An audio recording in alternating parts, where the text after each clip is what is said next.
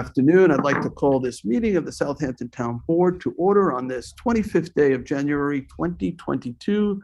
Please rise if you're able and join me for the Pledge of Allegiance. I pledge allegiance to the flag of the United States of America, and to the republic for which it stands, one nation, under God, indivisible, with liberty and justice for all. All right, please remain standing as we join together in a moment of silence. I'd like to dedicate today's moment of silence to Lubin Hunter. Some of you may have known Mr. Hunter. He was a cherished member and revered member of the Shinnecock Nation who died on January 17th at his home on the Shinnecock territory. He was remarkably 104 years old, just 4 months away from his 105th birthday. He grew up there on Shinnecock territory, attending the one-room schoolhouse as a child before going to Southampton High School, where he was quite the athlete, once holding the school record in the mile run. He was offered a scholarship to Ohio State University, but wasn't able to attend because his family was not able to afford the application fee. After he graduated, he took a job at the Brooklyn Naval Yard before being drafted into World War II. Upon returning from the war, Hunter put his funds from the GI Bill to good use, earning a bachelor's degree from Brooklyn College, graduating in '53. Other jobs including the New York Transit Authority as an inspector agent and working as a social services investigator. But his longest tenure was working in management for the New York City Housing Authority. He retired from the Housing Authority in the late 1970s, joined the workforce again after a brief spell, this time with the IRS working in Lower Manhattan, which he stayed until the 1980s. Much of Mr. Hunter's life was marked by a desire and willingness to serve his country and his community and his family. A century into his time on Earth, Lubin Hunter continued to defy expectations for his age and displayed what seemed to be a knack for not only surviving but thriving. From making it through his service in World War II, flying B-17 bombers in England and the South Pacific, to continuing to maintain and make use of his driver's license until the age of 101. Slowing down significantly was not a reality he had to face until the tail end of his long and extraordinary life.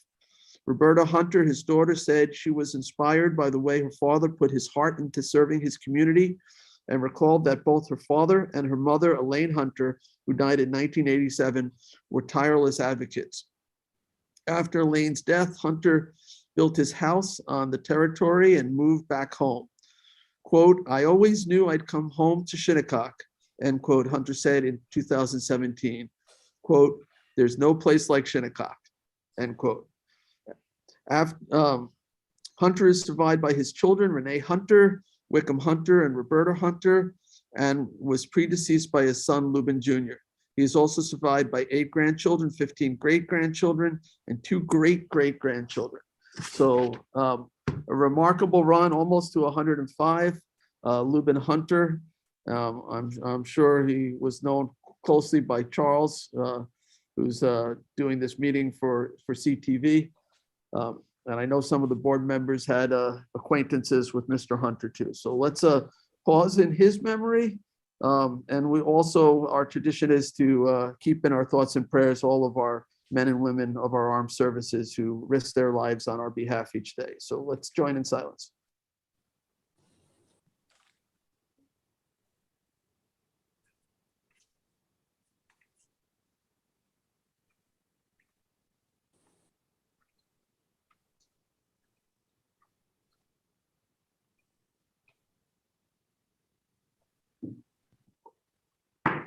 All right, thank you. Please be seated.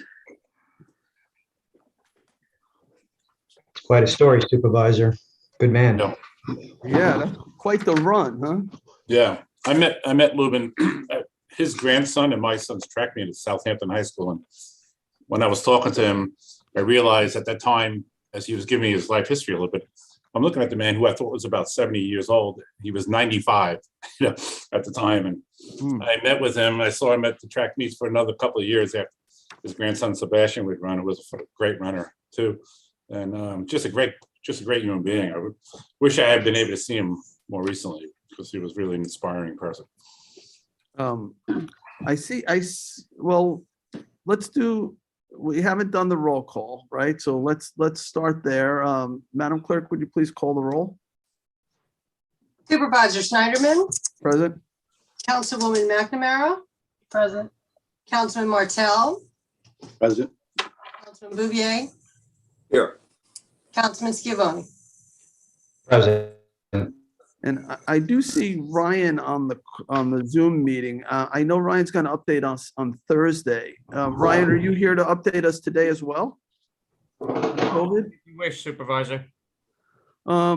We have a fairly long meeting, so I would say let's do the update Thursday. I mean, if there's one or two things you want to do right now to bring to our attention, I know there was a decision overturning the state mask mandate. I imagine that's going to get reimposed, but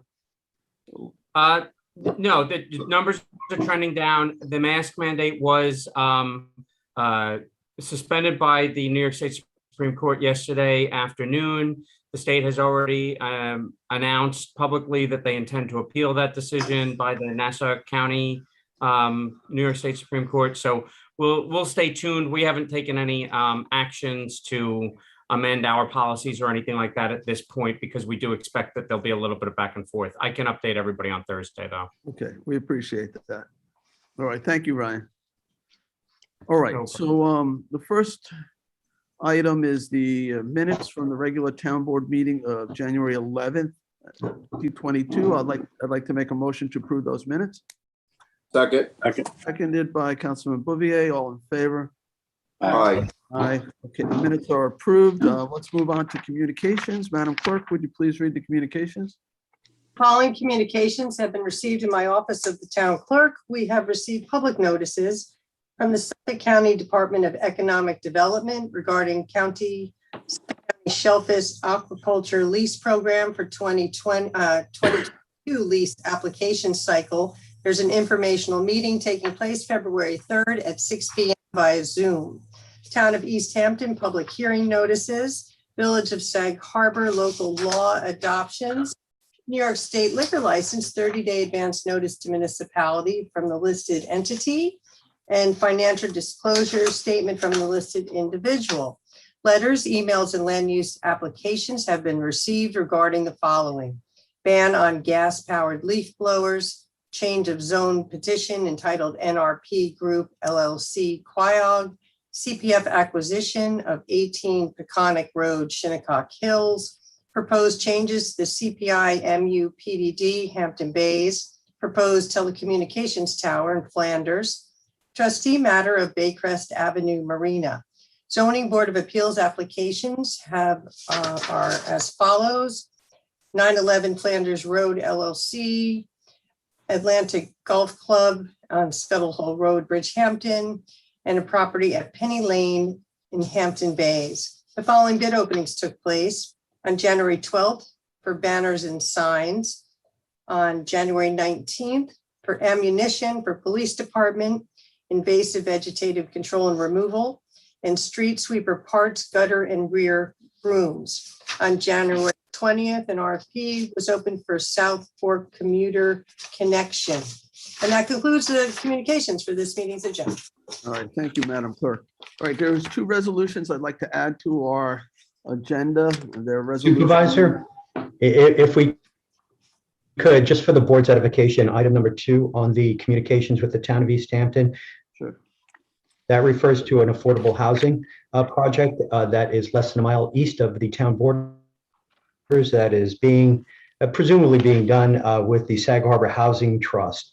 And that is, I believe, germane. The Housing Trust got $2.4 million from Boulevard Factory, which is actually in the town of Southampton. So this is something that is just off. This is a project that may be just off of our borders to the east.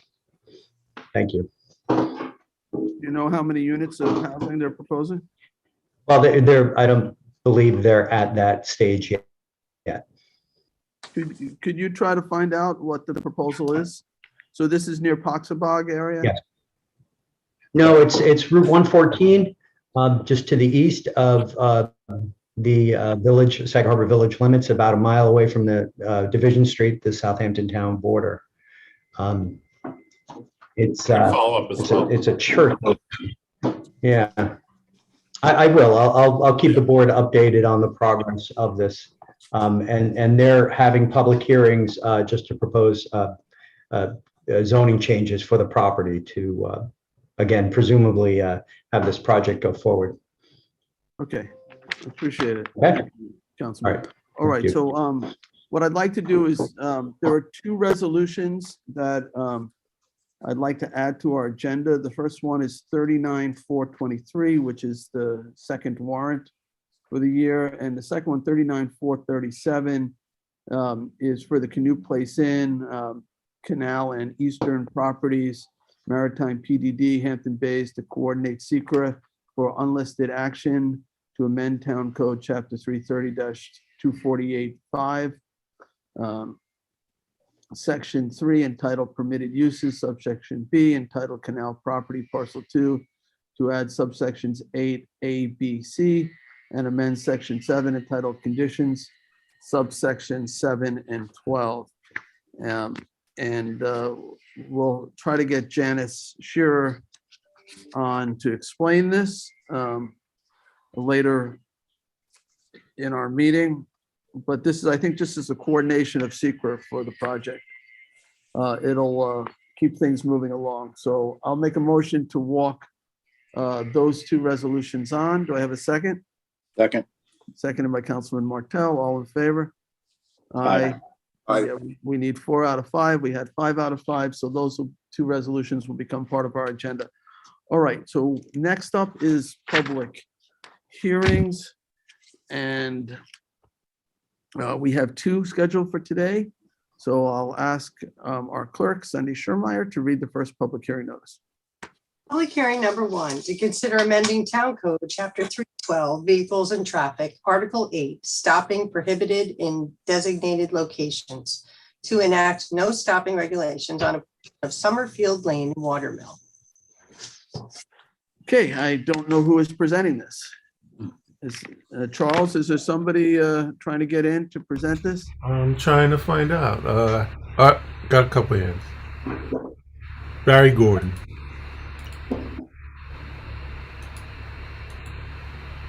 They're coming in Jay, now. if I could start off, Jay. Sure. This is a continuation of a request to Tom Neely prior to his retirement. It's the cul-de-sac at the end of Summerfield Lane and Watermill. It's a very small and narrow cul-de-sac. They're requesting no stopping signs. They want to make sure that the traffic flows through the cul-de-sac, both for regular traffic, as it's a long road, most people turn around on it, and also to keep it free for emergency vehicles. So Barry Gordon has been the contact on that. I don't know if he has any additional slideshow or presentation he'd like to make on that. Now, Barry, well, what about Tom Horton? Can we let Tom Horton in, Charles? I'm trying to. Oh, here he's coming now. All right, and Barry, you are a resident in that area, or? Yes, Supervisor. I'm a permanent resident, as a matter of fact. All right, so let's hear from the acting town engineer first, then, and then we'll get you on, Barry. Great, thanks, Mr. Supervisor. I'm on now. Thank you, Barry. Yes. So the proposal is to provide no stopping signs within the cul-de-sac itself. This would prevent any vehicles from parking there throughout the course of the day, whether they're landscaping vehicles, offloading dumpsters, or just parking there as part of construction on a house or anything like that. It would keep the cul-de-sac open. It would stop any vehicles from having to mount the curb of the cul-de-sac and destroying any vegetation within that area in order to continue around. And it would also keep traffic flowing smoothly through there. It's a dead-end street, so there is no through traffic as a result of that. And that's kind of the gist of it. You don't have a is something you can share on your screen? Yeah, I'll pull it up now. Charles, Okay. 1 second before I Appreciate jump that. in. So this is the first I'm hearing a proposal for a basically no stopping, no standing designation on a street. All right, Charles, we can share my screen now. I'm going to request it. So.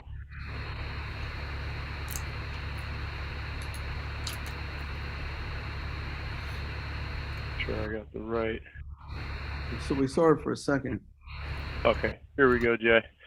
All right. So Summerfield Lane was in the hamlet of Watermill. It's off of Mecox Road. There's currently a cul-de-sac at the northern end here. We can see vegetation within the curbed area of the cul-de-sac here. The proposal would be to limit stopping, standing, or parking, starting at the radius of the mouth of the cul-de-sac, continuing around, and ending through here. We're not asking for it on any of the street itself, the proper street, just within the cul-de-sac area.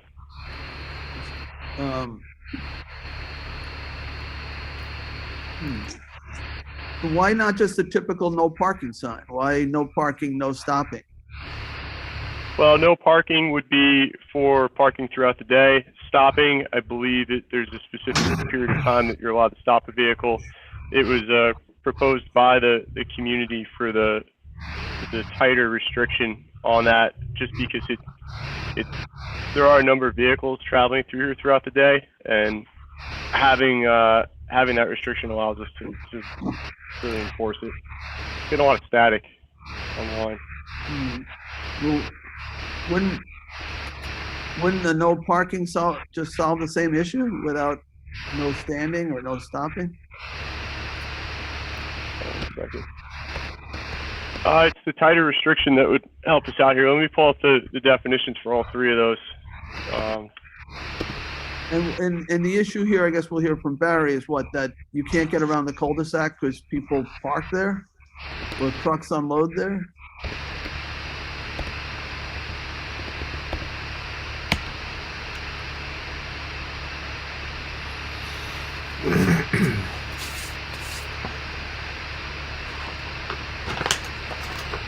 Barry, are you there?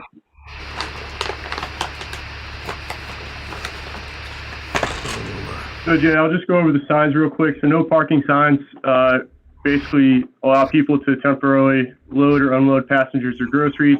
No standing signs apply to unloading and loading people only, not merchandise. And then no stopping signs are the strictest. They mean that you won't stop at all throughout that cul-de-sac. So if someone was going to be pulling up to a house to let somebody out, they should pull into the driveway instead of stopping in the street. And has there been a problem? I mean, right now there's no regulation at all, so you can park there, right? So they want to jump right. Technically, you can park there now. So they want to go right from parking anytime. Well, maybe not at night because of the town's restrictions on overnight parking, but they want to go from unrestricted to the toughest restriction. All right. All right. I get getting a lot of static. Maybe we can hear from Barry. I do have a question before we get to Barry. Thank you, Supervisor. There are, I think, 3 or 4 houses that are on flag lots off of the end of the cul-de-sac. And looking at the letters, and if memory serves correctly, we've got a letter from one of those owners. Are those owners of those flag lots in favor of this, to your knowledge? And I guess Barry could talk about that as well.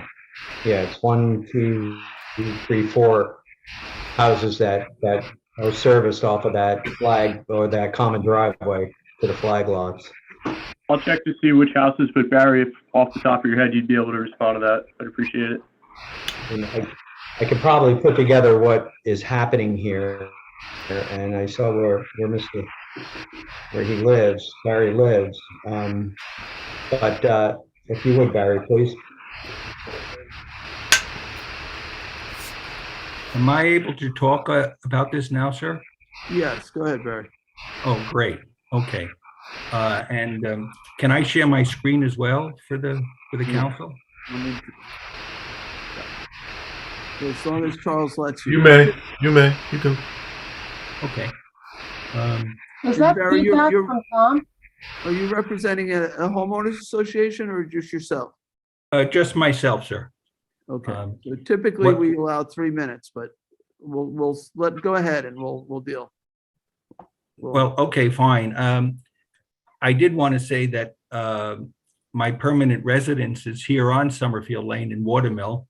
And I wanted to thank Councilman Martell for his work in preparing and presenting this no resolution for no stopping signs today. When I first moved out here in 1989, Summerfield Lane was just a very sleepy, out of the way country road. And if we saw 2 or 3 cars or trucks in a day, it was a lot. And that was even in the summer. In the winter, it was like 2 or 3 a week. Now, clearly things have changed dramatically since then. We can all live with the progress and the fact that lots of people want to be out here, but the issue is we need to have guidelines for both residential and commercial traffic to maintain our roads both functionally and aesthetically. In this case, of course, I'm referring to the problem of keeping our cul-de-sac area free of cars or trucks or even objects like dumpsters so that traffic can easily move through at all times. Anytime you have construction or delivery or emergency vehicles that come to the end of the street, they obviously need to be able to turn around using the full perimeter of the circle.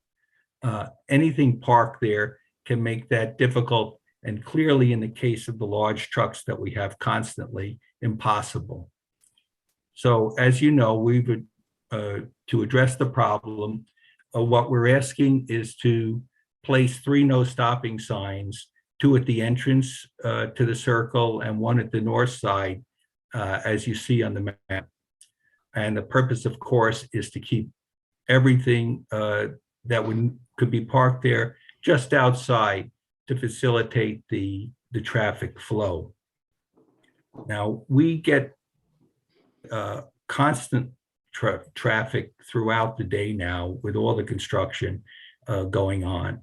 And I'm glad the issue of no parking, no standing, and no stopping has been brought up because of the fact that no standing and no parking allow for a kind of a vague sense of how long cars can park in there.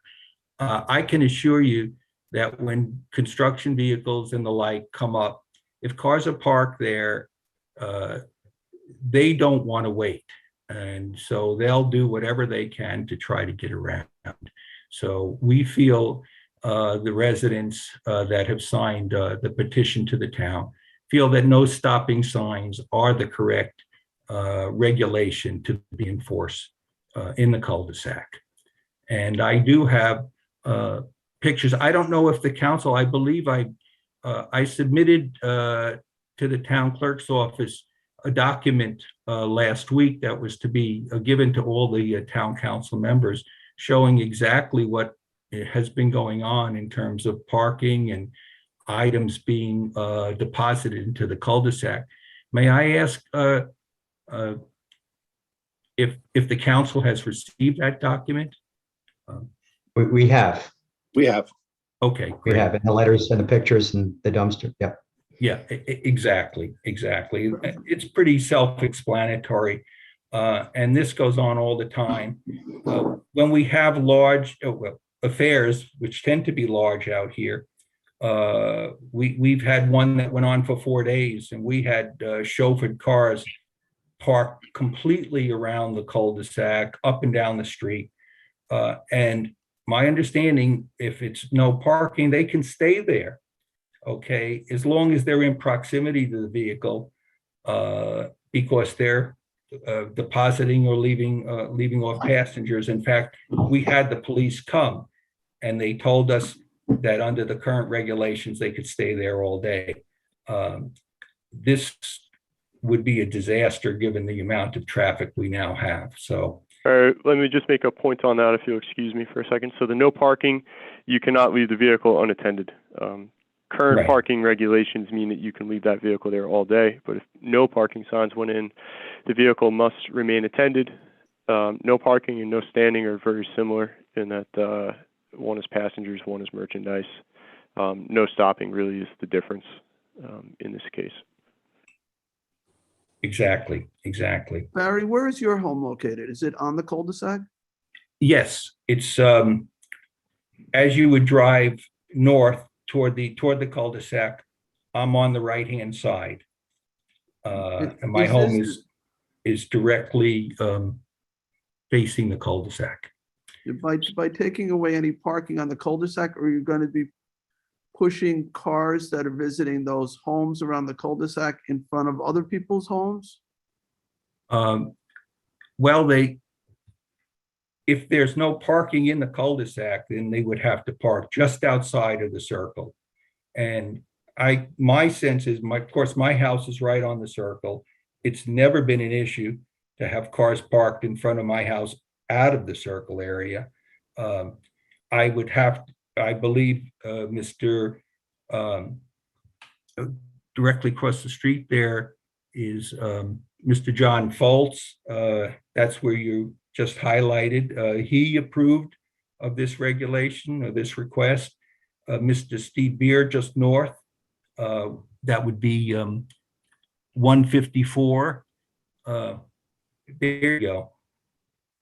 Okay, yeah, that was from our document. Just to illustrate, this document was previously submitted. Everyone who's in a rectangle has submitted a petition. The two in the obliques have not responded. Correct. Okay. I'd like to comment on that specifically, Mr. Gitlitz. I contacted him several times, and he wrote back to me that he was simply too busy to review the request. So What's his address? Oh, that's the 158. 158. Okay, and what about the 131, also in the oval? Yes, Mr. Adams they moved here about 1.5 years ago, and he said that he wanted to think about it, and that's the way he left it. Right. And that's what he wrote to me. They're one of the properties that could get more cars parked in front, potentially.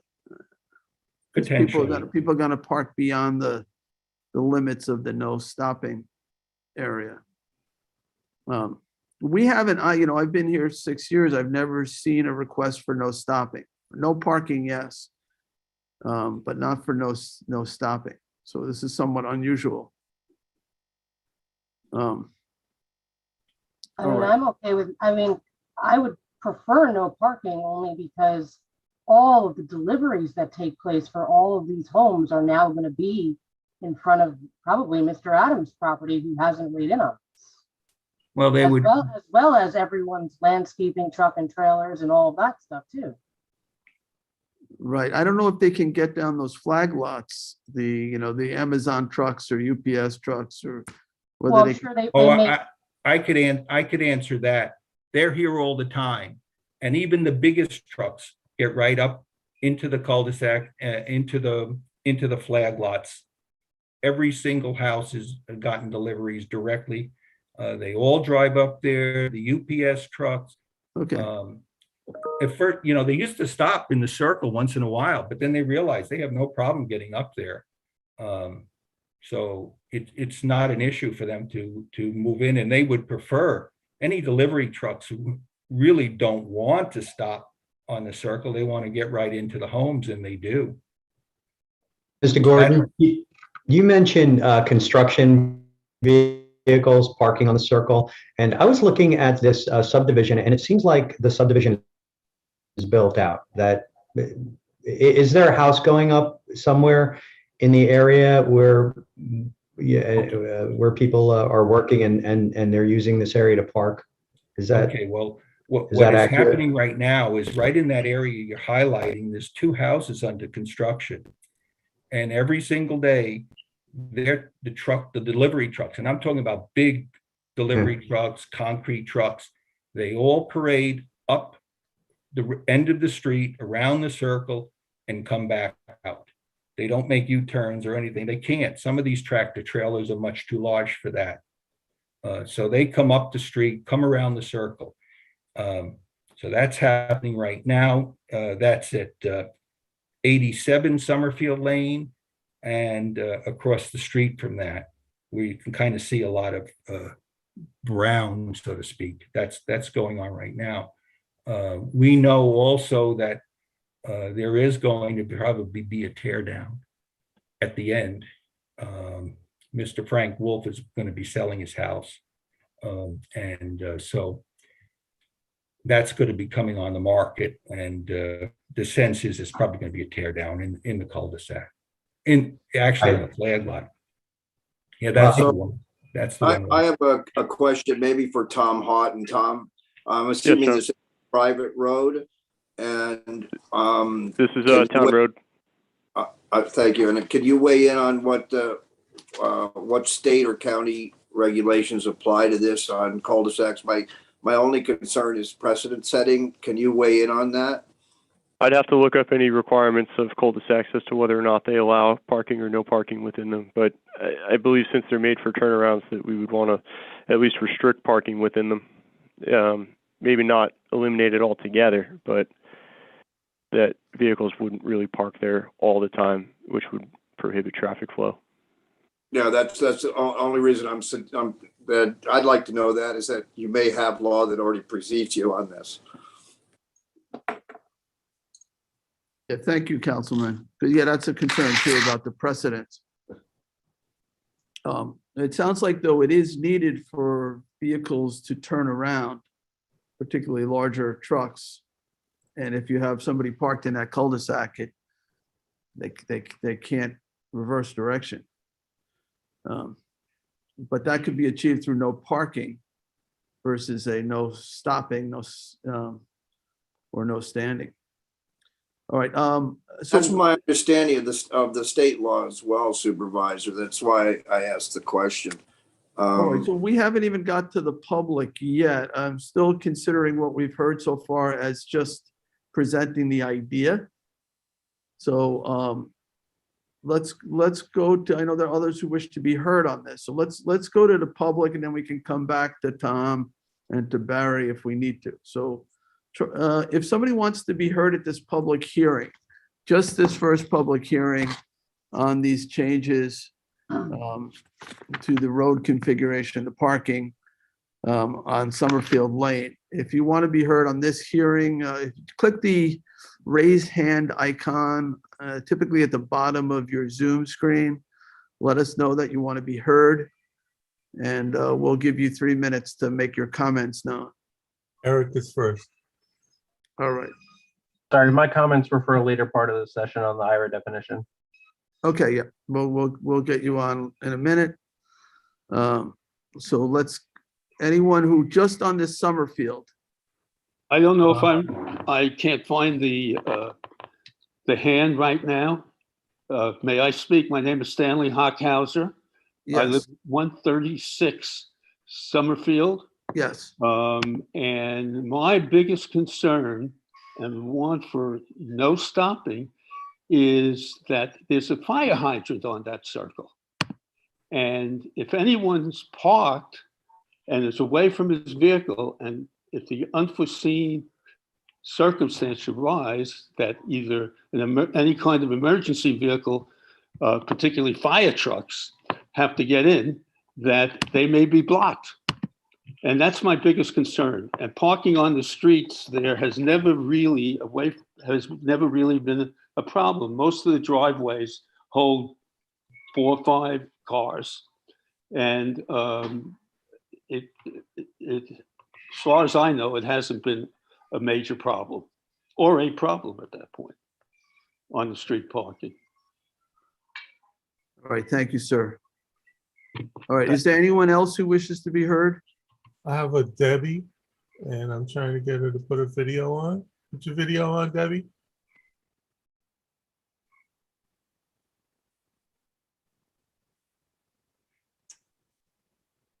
There you go. You can speak. Hi, it's my wife, Debbie. I'm Larry Smith. I live at 161 Summerfield. You can see that it's just to the north of Barry. I really don't have anything to add to the dialogue. I think Barry and the council members have expressed it very well. But I do think that there is a problem if you allow people to stop, even for perhaps a short period of time, because as Barry pointed out, oftentimes these huge construction trucks are coming around and they can't back up. So I just want to say that I totally agree with Barry and Mr. Hockhauser. That's all I need. All right, is there anyone else? I see no other hands. All right, so I'll come back to the One now. board. Now I have another hand. Yep. This is only on the first public hearing on Summerfield Lane. Stephanie Bear.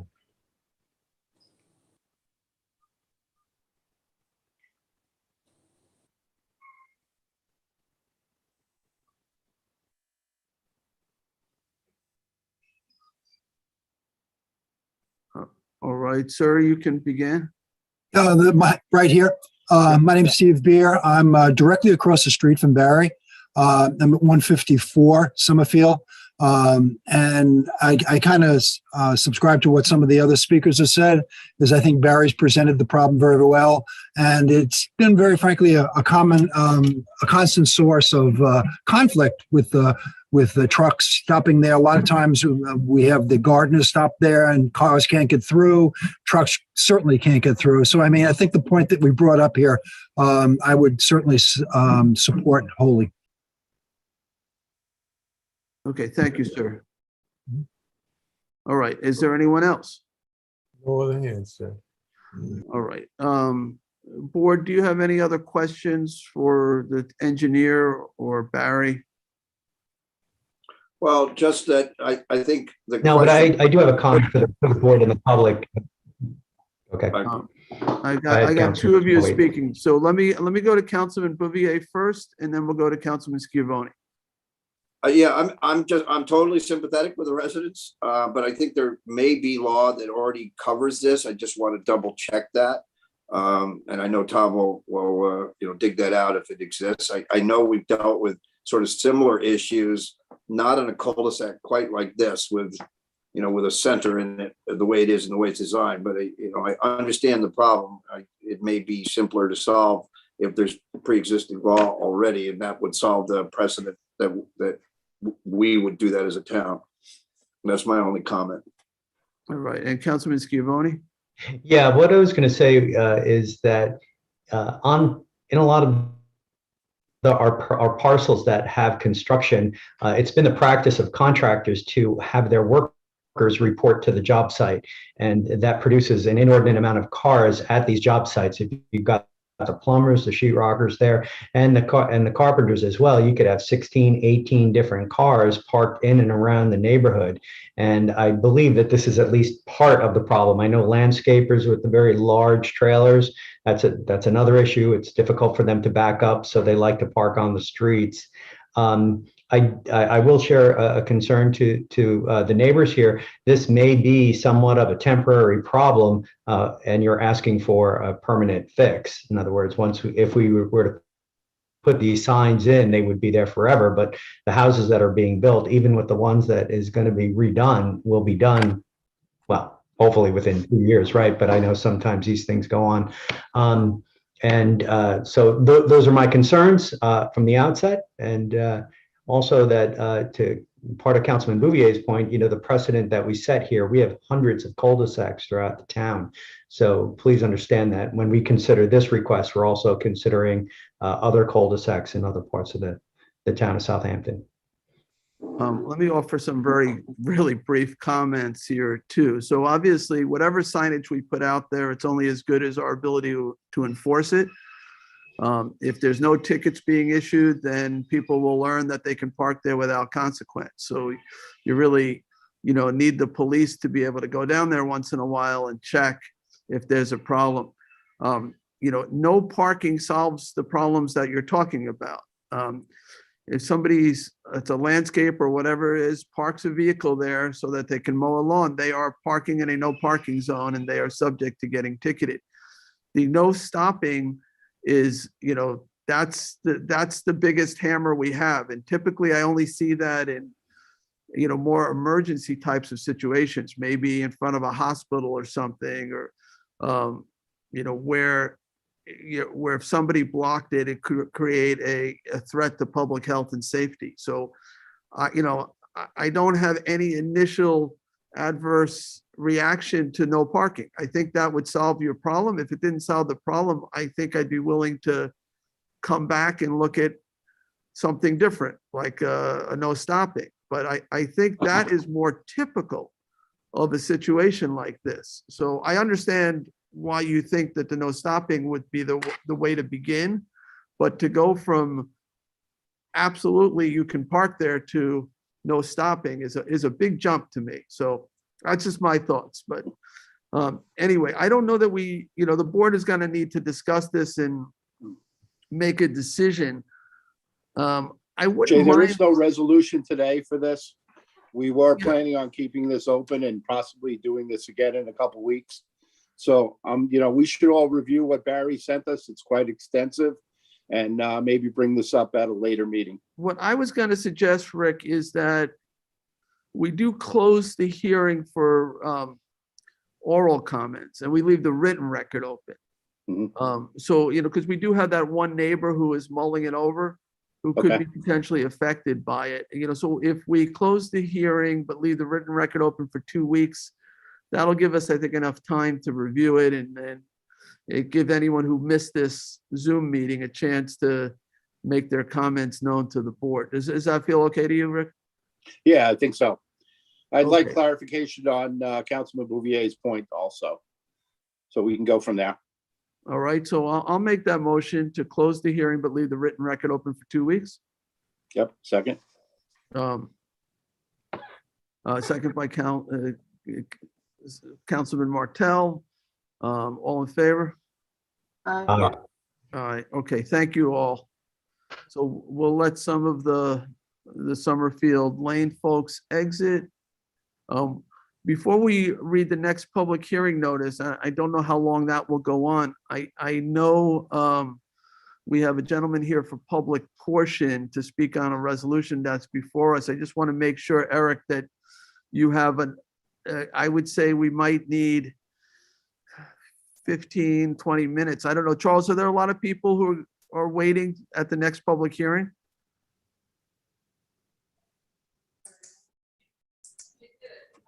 There's 40 participants. So Eric, are you okay? It could be another half an hour before we. Yes, bring you on? absolutely. Standing by. Okay, perfect. All right. Thank you. Appreciate that. All right, then Sunday, would you read the second public hearing notice?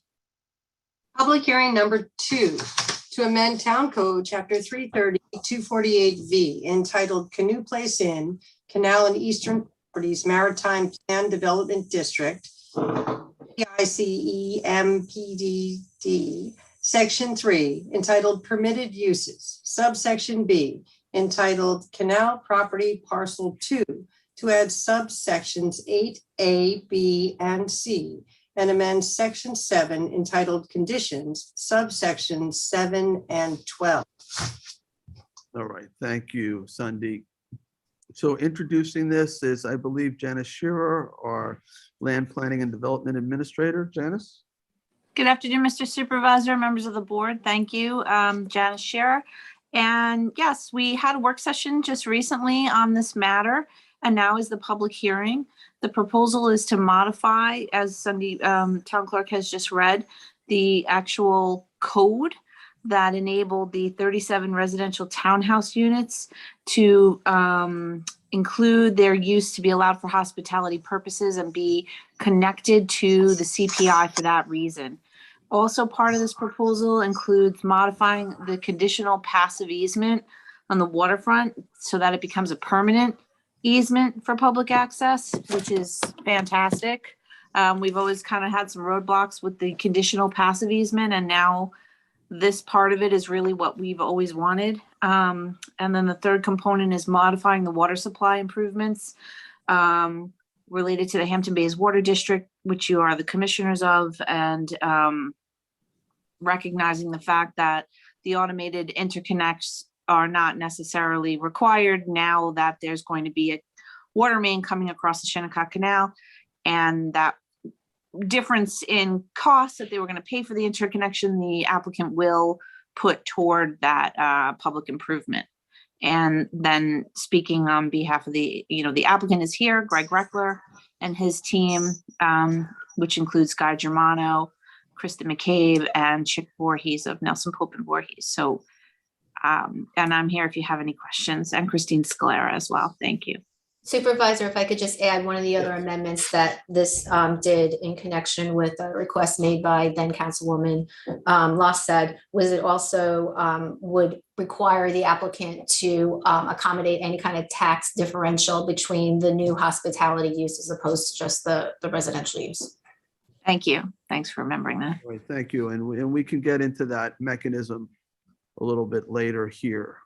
So this, what to the public knows as the Canoe Place Inn and the boathouses, was a PDD, a Planned Development District, back in the days when the town had PDD legislation, and there was a provision for public access along the canal or through parts of the property, but there were some conditions that required other agencies to also grant easements under the railroad tracks and alongside the county locks.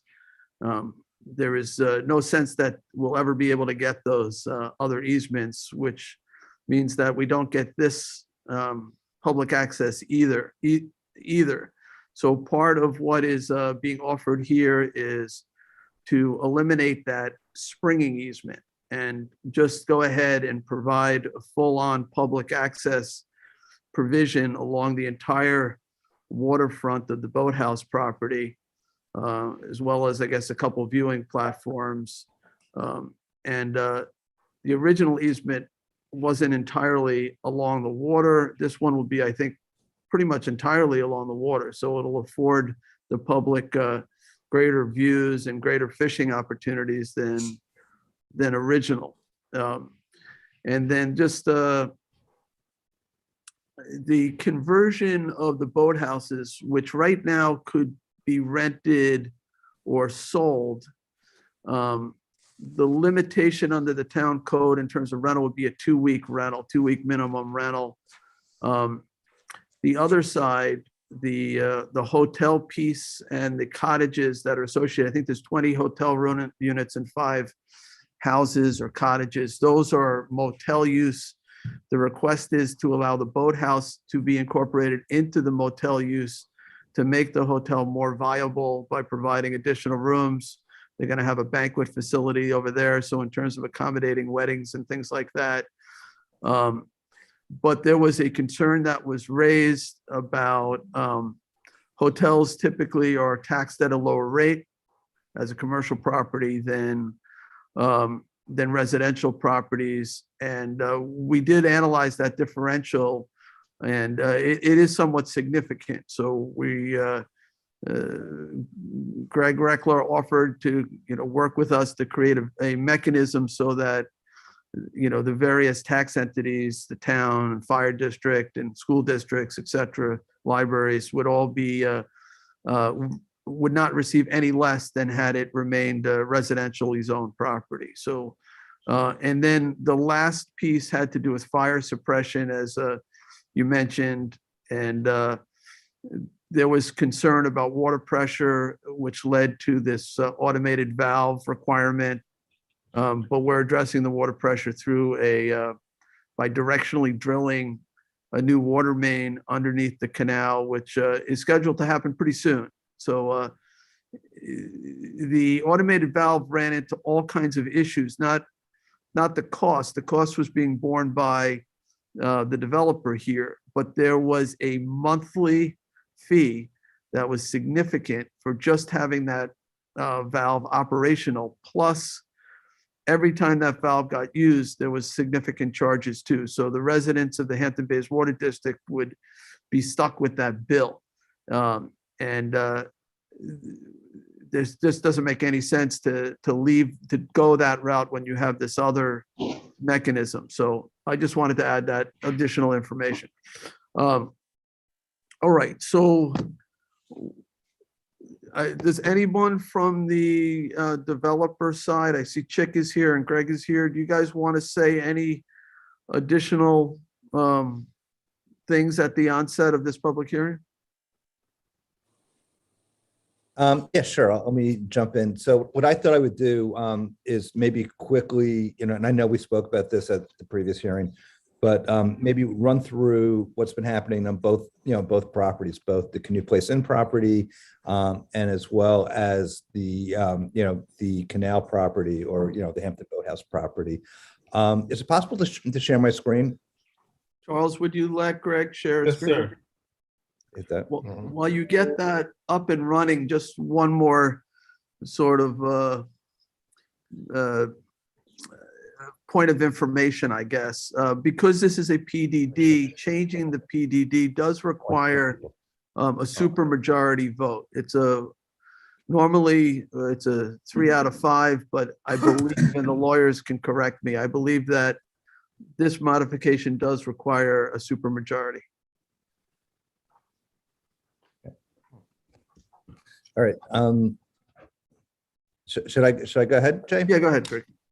Okay, great. So I'm just going to do a very quick overview. I think I mentioned last time, we originally obtained the change of zone approval back in 2015, received site plan approval in 2017, and started construction back in 2018. The original plan, as many of you know, was way back in when we first acquired the property, was to demolish the old inn, build a new project there, and subsequently we were engaged with the community, and there was a real love and passion to retain the old inn. As many of you know, the inn was in real disrepair. And we all really questioned what it would look like, and you could kind of see from this image here that it was in bad shape. And through a lot of work and studying, we realized that we really could save the inn, and and with that it started off slow but became a real passion project for Mitchell and myself. And as many of you know, this in the original inn dates back to the or this in 1920 when it burnt down. The original inn burnt down, and the new inn was built in 21, 22. So we're really on the cusp of the 100th year anniversary of this structure. The idea is to really create a series of gardens, and the design inspiration is Garden by the Sea. And if you kind of look at the images to the left, you can see all of our inspiration touchstones. The lobby, will be, the centerpiece of the property. And the trellises, the brick flooring is reminiscent of the original brick flooring in the old reception room of the original inn. So we're really bringing all the original elements back into this property. The ballroom, which many of you have probably only seen as a dance hall and a disco, will be restored back to a grand ballroom, and with this beautiful meadow carpet. We had to rebuild the entire structure and ceiling. We had to raise the building and pour new foundations, and then place the building back on the new foundations, and at the same time restoring the old rotunda, which will be an amazing, beautiful space. This property will also have an indoor restaurant that will have just under I believe it's 85 seats, including the bar. which we're now naming Good Ground Tavern. And, the idea is to really respect the history of this property in Hampton Bays. Adjacent to that is what we're calling the Little Kitchen. And, and while, the details look like this has been here 100 years, as it should, we've really gone back and researched many different images, working with historian, Bob Strada, on really identifying what this building looked like in its glory years. In addition, there'll be an outdoor dining area, which will have about 120 seats. And same thing, it's it's going to be really special and unique. And you can kind of see it here. This is what it would look like. Part of what we're doing is not just the bricks and mortar, but it's also the culture, the branding. What Mitch and I realized is, as we got into this structure, it's so important and has such great history in Hampton Bays. And as many of you know, back in its heyday, people like Lucille Ball and Desi Arnaz, Babe Ruth, would come here and, in the summertime.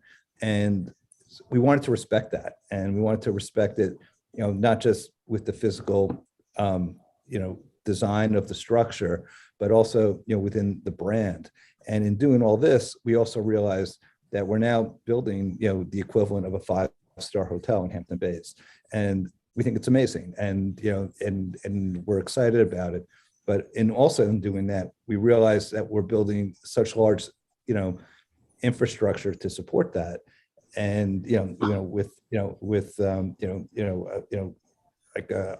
high-end managers and staff.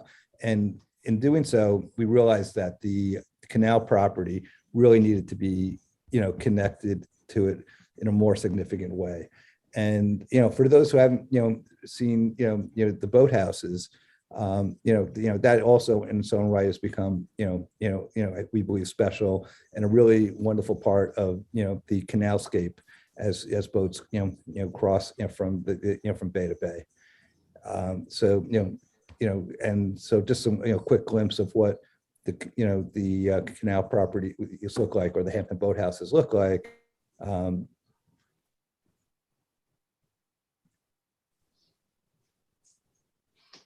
So here we're looking at a club room, the outdoor pool, gym, and and in doing all this, and in talking to the town and Janice and Jay, not only did the two properties need to be connected, but the public access needed to be connected, and really, and because if it's going to act and be and feel like a hospitality project, then it should be accessed by the public. So this is. And I'm sure, Chick before us will talk in more detail, but this, as Jay mentioned, if you see the highlighted areas in pink on the top drawing, you can see that, basically the public will have access to pretty much the entire waterfront of the project, which includes multiple viewing platforms for them to enjoy, the property. So this is a little greater detail of that.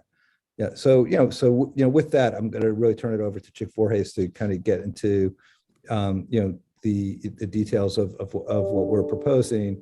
But again, I think, I think we've really enjoyed creating something, special and restoring this in. And we really think as a combined hospitality project, it will benefit, Hampton Bays. So I'm going to turn it over to Chick, and I will stop sharing my screen. Great, thank you, Greg. Mr. Supervisor, okay to proceed? Yes, Chick, go ahead. Great, thank you. Great to see you all. For the record, it's Chick Voorhees of Nelson Pope Voorhees, and I'm a planner and an environmental professional. I'm really proud to have been involved with this project since the inception. It's wonderful to see how it's unfolded and, how decisions were made and really to see it come to fruition. The changes were outlined in great detail, Jay, by yourself and Janice right in the beginning. So, I just wanted to mention that we prepared an expanded environmental assessment This project had a full environmental impact statement, and we did see these changes as relatively minor, but anytime you change a project, you really need to look at the implications under the seeker EIS record and for the purpose of determining, excuse me, if any of those changes may have an environmental impact. So as I said, the changes are minor, but we did have a nice opportunity, as Janice mentioned, to discuss this with the town board at the work session on December 2nd. And so we got a sense of the issues that may come up, and we were able to address them in a January 2022 document, which you have as part of your record. So I'll just do a couple of quick summary points. We don't need to belabor it, but we did provide the requested information. First change had to do with taxes. That's been covered, but basically we reached out to the assessor, who provided 2 updated assessments for hospitality use. The assessments are less than the assessments would have been for townhome use. So the applicant, as we've noted, has agreed to offset the change in revenue with a payment in lieu of taxes equal to the difference. And that's using the most conservative of those 2 estimates. So that's detail in the report in section 2.1.2. We also looked at traffic and found that 37 hotel rooms generate less traffic than townhomes on weekdays and a little more traffic on weekends. In either cases, the differences aren't that substantial. We're not really talking about that many cars. But based on the proposed traffic improvements, the synergy between the CPI and the boathouses for different services that will be shared, shuttle service, as well as lower wintertime use from a hospitality use, there's really no net impact on traffic as a result of the proposed change. And that's covered in section 2.1.2 of the report. We also reviewed land use plans and found that the planned changes are consistent with the land use plans that the town has been pursuing for decades. The changes are also consistent with the prior zoning of the property and also the intent of the PDD in the legislative intent of the law. So those are all beneficial aspects of the changes that we're talking about. That's covered in 2.1.3 of the report. Janice mentioned, and I think this is really a huge benefit, section 3 of the report addresses the granting of the permanent easement to allow public access across the waterfront and other parts of the site. So this replaces the conditional easement with the access that required connections to properties to the north and south. It's no longer a springing easement. It's proposed to be a permanent easement. And Greg showed the image of connection, which will include the public parking area at the south side of the site, the boardwalk and access to the south platform, the ramp and access to the float, access across the frontage of the upland portion of the project near the bulkhead, and then connecting to the marina and going all the way to the north, but allowing for an opportunity to go up the steps to a second platform more in the northerly part of the site, and then connect by sidewalk out to the road. So it really is a tremendous opportunity for public access, increased public access, and this change is 100% beneficial and meets many town planning goals for public access to the waterfront. The final report, part of the report has been addressed, but it analyzes in section 4, the change in water supply infrastructure. And Jay, I think you covered this in detail. The bottom line is that the change involves that the district will be providing a conveyance pipe across the Shinnecock Canal, which was the preferred method from prior studies. So the applicant was to provide proportional funding for water district improvements, and the applicant will provide the same level of funding contribution that was on prior commitments. So based on our analysis, the project changes do not result in any significant environmental impacts and mostly provide benefits. As a result, I hope you'll find this to be a great application for the town and that you'll consider moving forward with the modifications to the PDD. Thank you very much. Chick, two quick questions, I guess.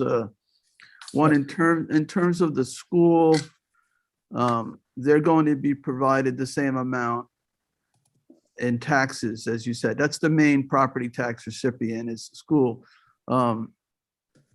The old model, the current model, which hasn't been modified yet, but you could actually have school children generated from the townhouses. But the new model, there wouldn't be any school children because it'd be a resort type of use, correct? That's exactly correct, Mr. Supervisor. We do mention that on page 2-4 report. I didn't want to read the report. So the school will be made whole, but that's they're a great actually, point. the school is going to receive the same amount of money, but their expenses may be lesser. And correct. The other thing, just economically, and I don't know if you did this in your report, there may be some differences between residential, year-round residential versus the hotel tourism use in terms of multipliers, economic multipliers within the community. There's an assumption there that the people who will stay at the resort may, go out to dinner more, or may shop in local stores more and things like that. But I think that is not an unreasonable assumption to assume that there may be some economic benefits to this, to the greater business community within Hampton Bays. So in terms of jobs, is there any additional jobs created this way versus the other way? Well, on your first point, I would definitely agree. We didn't break it down to a quantified analysis, but qualitatively, I would absolutely expect more patronage of shops and, greater benefit to the, commerce in the Hampton Bays area, as well as throughout the region, including the village of Southampton and other parts of the town. Let me just think, the second part of yours. Full-time FTEs, full-time jobs. Oh, yes. I can let Greg speak to that. I know he's been looking at the model of hospitality and, concierge and basically an amenitized type of synergy between both buildings. So I do believe there will be greater employment opportunities. Greg, did you have anything you wanted to add to that? Yeah, I mean, not, exactly. So as I mentioned, I guess kind of briefly, we're going to build a pretty significant employee-based infrastructure to service the hotel, the restaurants, and the catering. The catering is going to, could serve up to 350 people. And, with that infrastructure, by adding, the 37 townhomes, we're basically going to, add a significant, probably 3 times the amount of housekeeping services that we would have otherwise, not had just with the hotel. So yeah, so we have, we'll, the permanent employment will be significant for both properties, and and if the townhomes were, owned by individuals, those jobs would not probably be created. Chick, I guess one more question for you. In terms of the traffic impact, that's been my primary concern with the change. Traffic patterns, people going back and forth from one side of the canal to the other. The housekeeping staff going back and forth, room service going back and forth. People using services at the hotel while they're staying on the other side of the canal. Maybe it's a fitness facility and things like that, though I think that there may be some of those things like pools already on the boathouse side that will prevent them from needing to go to the other side. But have you done that analysis in terms of, would there be additional traffic there, particularly on North Road, where you do have a bunch of residential properties, and we've already had quite a bit. I know the county is studying that intersection. That does get backlogged quite a bit over there. So have you done much analysis on that in terms of the changes in use, whether it would generate some additional trips? Well, I will tell you what we did do, and then we can talk a little bit more about some of these really more detailed operational type of questions. We did compare the trip generation for 37 townhome units to 37 hotel units. Townhome units generate greater traffic. Traffic studies are generally done at AM peak hour and PM peak hour, because that's the time of most traffic on the roadways when you have congestion. And so those peak hours are what we look at. On the morning peak hour, traffic for 37 townhomes is 34 cars, and it goes down to 17 cars based on a hotel room use. So it basically is decreased by half. And it's 17 cars. So that's entering and exiting, 10 cars entering and 7 cars exiting. It's not a huge amount of traffic during the AM peak hour. For the PM peak hour, the traffic goes from 36 cars to 22 cars for a decrease in 14 cars between townhome and hotel room use. Well, you know, it's a decrease. It's only 22 cars, 11 entering and 11 leaving. And for Saturday, the traffic goes from 15 cars for townhomes up to 31 cars for hotel units. So it's a little higher during the midday peak hour on Saturdays. It's only 31 cars, 17 entering and 14 exiting. Again, not really a substantial amount. So we did qualitatively look at it as well. And again, Greg may want to add, but we are expecting synergy between the two buildings. I do want to point out, just because I'm a healthy person and I like to walk, but the two uses are walkable. That doesn't mean everyone's going to do it, but it is possible. And there can be combined shuttle type services. I know we had talked about that in the original applications to promote activities and transportation access to downtown Hampton Bays, recreational facilities in the area, the village of Southampton and other areas as determined by demand, really. So I think that will help. And then, I think for hotel rooms, when you think about the trip generation, that is including all of the employees as well as all of the guests in the ITE trip generation numbers. So the fact that it's going down quite a bit during the weekdays, those factors should already be factored in. And I think any other types of operational, interconnections between the two facilities will help. We also indicated that during the winter, you're just not going to get as much use of a hotel hospitality type site as you would permanently occupied townhomes. So that should be a significant traffic benefit. So that includes both the quantitative and the qualitative things that we considered. And I hope that answers your question.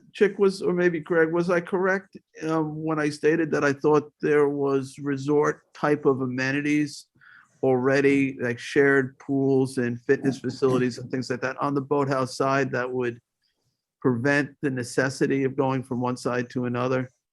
Could somebody speak to that? Yes. Yeah, I can. Absolutely. So, and I think I did show it in my It was one of the slideshow.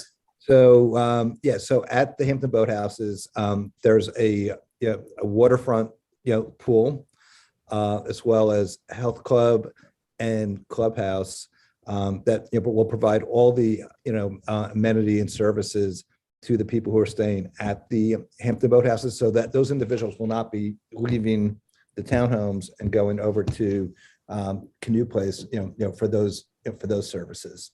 And then the other point that Chick brought up, which kind of goes to my point of creating a better efficiency, is that we will be providing shuttle services to the guests at the hotel and also at the boathouses, bringing them to downtown Hampton Bays, the recreational parks, Bay and Ocean beaches.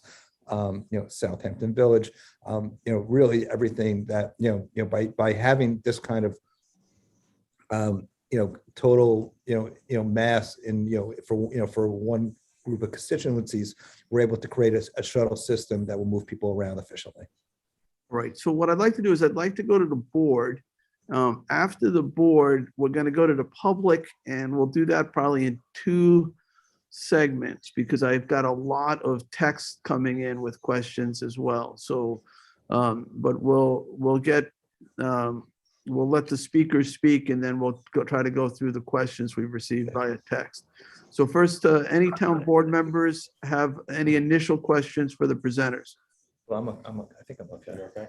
Just wanted to confirm if there's parking for employees on both sides of the canal. There is. It's all part of the site plan. The site plans have been approved, and obviously they're under construction. And it will include parking for employees as well as guests. What are your early plans to get your guests from the boathouses over to the convention hall, crossing over the bridge? Is that going to be a shuttle system, or have you contacted the county and some kind of work to be done on the bridge in some way, shape, or form, or both? Greg, Yeah, sure, I'll get it. I didn't know if you were answering the check. Yeah, I'll let you take that one. No. So I mean, so again, we will have a shuttle that will, run, that will bring guests from the boathouses to the Canoe Place Inn, as well as to other destinations, as I mentioned before, and back over. That's kind of the efficiency that we will be able to create by combining these properties. Okay. Will those guests have to check in at CPI and then go to the room, or will you have an automated check-in system? No, we will have an automated check-in system, and we'll have somebody meeting them, on site at the Hampton boathouses. Okay. Yeah. Other questions from town board members? Okay, so seeing none there, we're going to go first to the public who want to share comments verbally, and then we can go through the text, the chat messages. So, Charles, if you want to be heard, typically we allow 3 minutes, and we ask you to click the raise hand icon so that we know that you want to be heard. So if you could please do that, and we will bring you on. Susan is first. Okay. All right, Susan. I see Eric's got his hand up, but I know that's not for this presentation. So that's for public portion. All right. All right. You're going to have to unmute. And we have Susan Von Freddy, Susan Gassman. Hi. Hi. Hi, everybody. Most of you know who I am, but if you don't, I'm Susan Von Freddy Gassman. I own a real estate company in Hampton Bays for many years. I've been a business person in town, and I have been following the Canoe Place Inn and cottages from the inception. I did want to speak in favor of including the boathouses in the Canoe Place Inn and cottages hospitality group. And the reason for that is there's such a great need for hotel rooms. Hampton Bays is looking more beautiful than ever, and we are getting more and more people coming here to stay, to visit, to live, to vacation. I also like very much that the permanent canal access will be made available. So that actually makes all of the Shinnecock Canal on the eastern side is available to the public all the way down to Peconic Bay. I'm happy that the taxes will be adjusted so that the school will remain intact and not have any reduction. It will become a wonderful destination. I believe that there will also not be any children in the school, so that will solve one of those problems. And also, I just wanted to say that I actually had a phone call this weekend from a woman who used to live in Hampton Bays, now lives in up in Northern California. And she asked me about the Canoe Place Inn and wanted to know a little bit more about it because she's planning a 150-person wedding in September. And she had to make a decision very soon whether she's going to come to the Canoe Place Inn in September or to Sonoma County in California. So there definitely, people will come to this property, and the townhomes have kitchens in them. So it will certainly be helpful for families that are coming for a wedding or an event, will have the room to stay, including a kitchen. So I very much in favor of this. I think it is a win-win for Hampton Bays, and I hope you will consider it. Thank you. All right, thank you, Susan. Is there anyone else? The initials MF. She's coming on. All right, you'll have to unmute and please identify yourself so we have you in our record. If you're speaking to me, it's Margaret Friedlander. I'm a resident of Hampton Bays. I live in Cormorant Point. I truly appreciate what's being done at the Canoe Place Inn. And I have just a few questions. I'm not sure I heard correctly if there would be any burden on taxpayers in regarding the Hampton Bays Water District. There was some discussion earlier and I wasn't really clear about the result of that conversation. I understand that the gap in any tax has already been covered, and I understand that. So that's part one of my question. And part two is, has anybody done any traffic assessment in terms of the burden of increased vehicles on the Canoe Place Road and Lynn Avenue heading to the beaches? I'm a little concerned about that. And being in Cormorant Point, I already am observing increased traffic due to more people moving in and living here full time, and excessive speeding, like it's a highway. All right. So I don't know if anybody from the CPI team wants to address that. Chick? Yeah, I can start. Margaret's first question had to do with the Hampton Bays Water District, and there are people that are more knowledgeable about that than I am. I think Jim Burke has been following this, as has Guy Germano, who has joined us and may want to speak.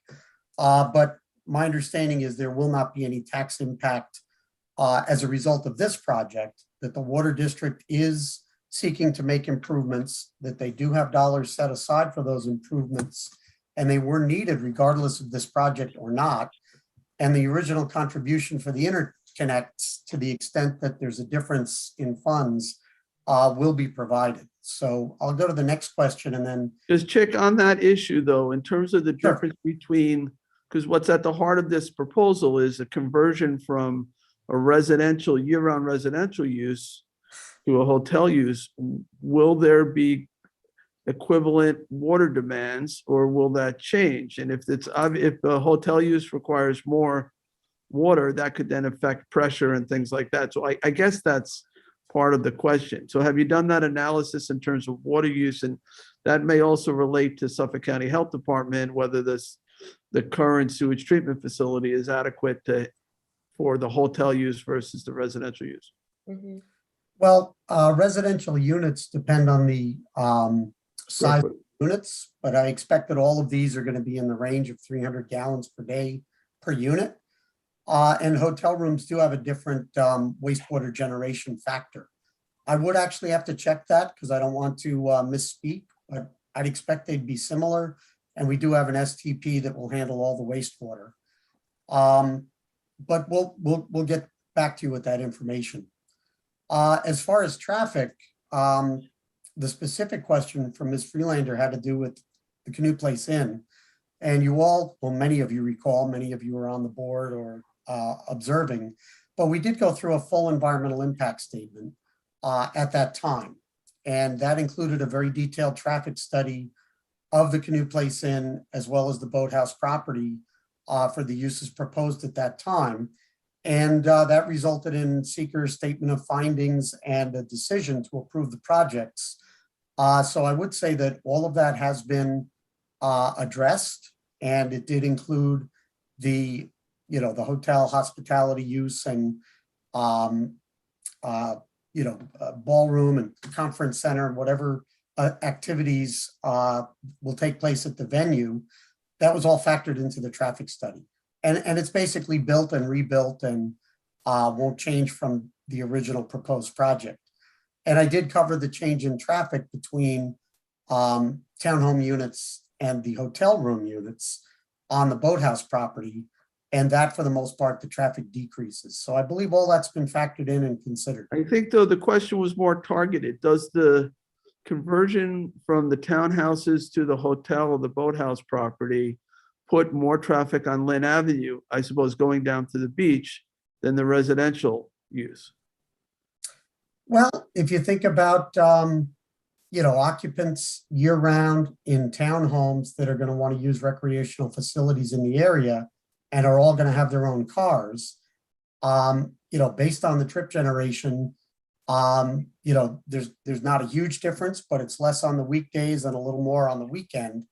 But when you factor in much less winter use as well as shuttle service to key destinations, on balance, there's really no change. There's no significant, and I expect it would be less traffic. So there might be a beach shuttle or something like that? Okay. That would be my next question. Will there be a beach shuttle?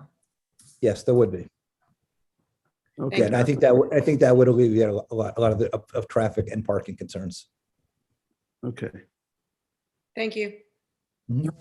Have a good day.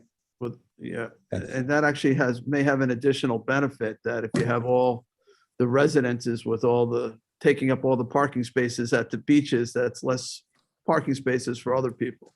Whereas if you drop them off by shuttle, that frees up parking spaces for others. But all right, let's move on to the next individual. Rich is next. I think Rich Joslin, is he next? Okay, go ahead. Unmute, Rich. Can you hear me? I can. Okay. Good afternoon, Supervisor and Town Council. My name is Rich Joslin. I'm a lifelong resident of Hampton Bays, and I've always had a strong interest in the preservation of the Canoe Place Inn. I have a lot of connection there. My uncle was the original owner, and his father bought the inn prior to the 1920 fire. I believe the boathouse modifications to hotel use is beneficial in many ways. Number one, it increases the number of rooms available for conventions and weddings, which makes it much more attractive because it's more inclusive and provides more amenities for people coming out here. Many people can take the train out. They know they don't have to look for other locations for rooms. They don't have to look in Riverhead or into Southampton Village if they know there are enough rooms available here. You can hold larger conventions. And because of the availability of all these rooms and amenities, conventions won't just be confined to summer use, or weddings won't be confined to summer use. It could become more of a year-round place for all these events to occur. Plus, the Hampton Bays High School students are involved in the Canoe Place Inn through the hospitality program that we offer. And the busier it is, the more involved our students can get, and we can expand our programs for our students. And I see this as a wonderful addition to Hampton Bays. And I understand the traffic concerns. I understand all the other concerns that are there, but we seem to solve them. And the Recklers have provided many opportunities for people to move around with the shuttles, et cetera, et cetera. So I am hoping that this conversion will be approved, and I look forward to going to our event there. We hope to have our 50th high school reunion there this summer. So thank you very much. All right, thank you, Rich. All right, Charles, who's next?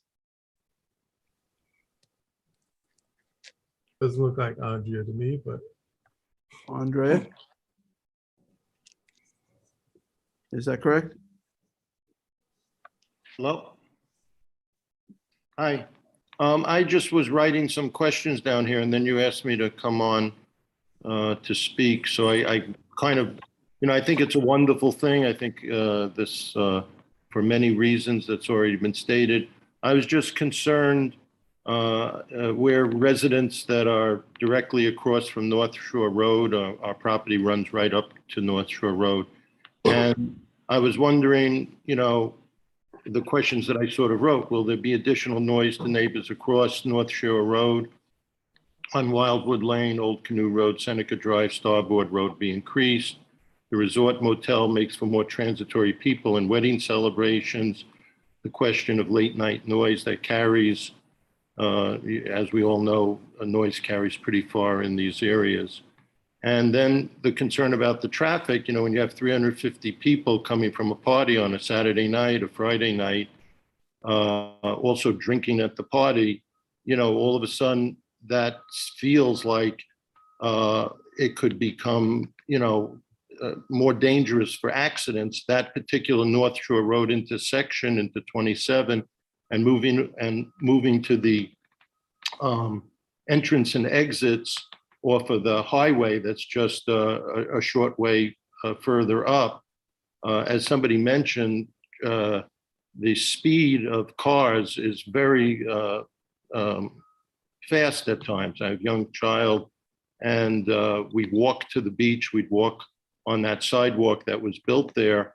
But, I'm just concerned that, is the speed limit going to be changed? I'm just questioning that vehicle study.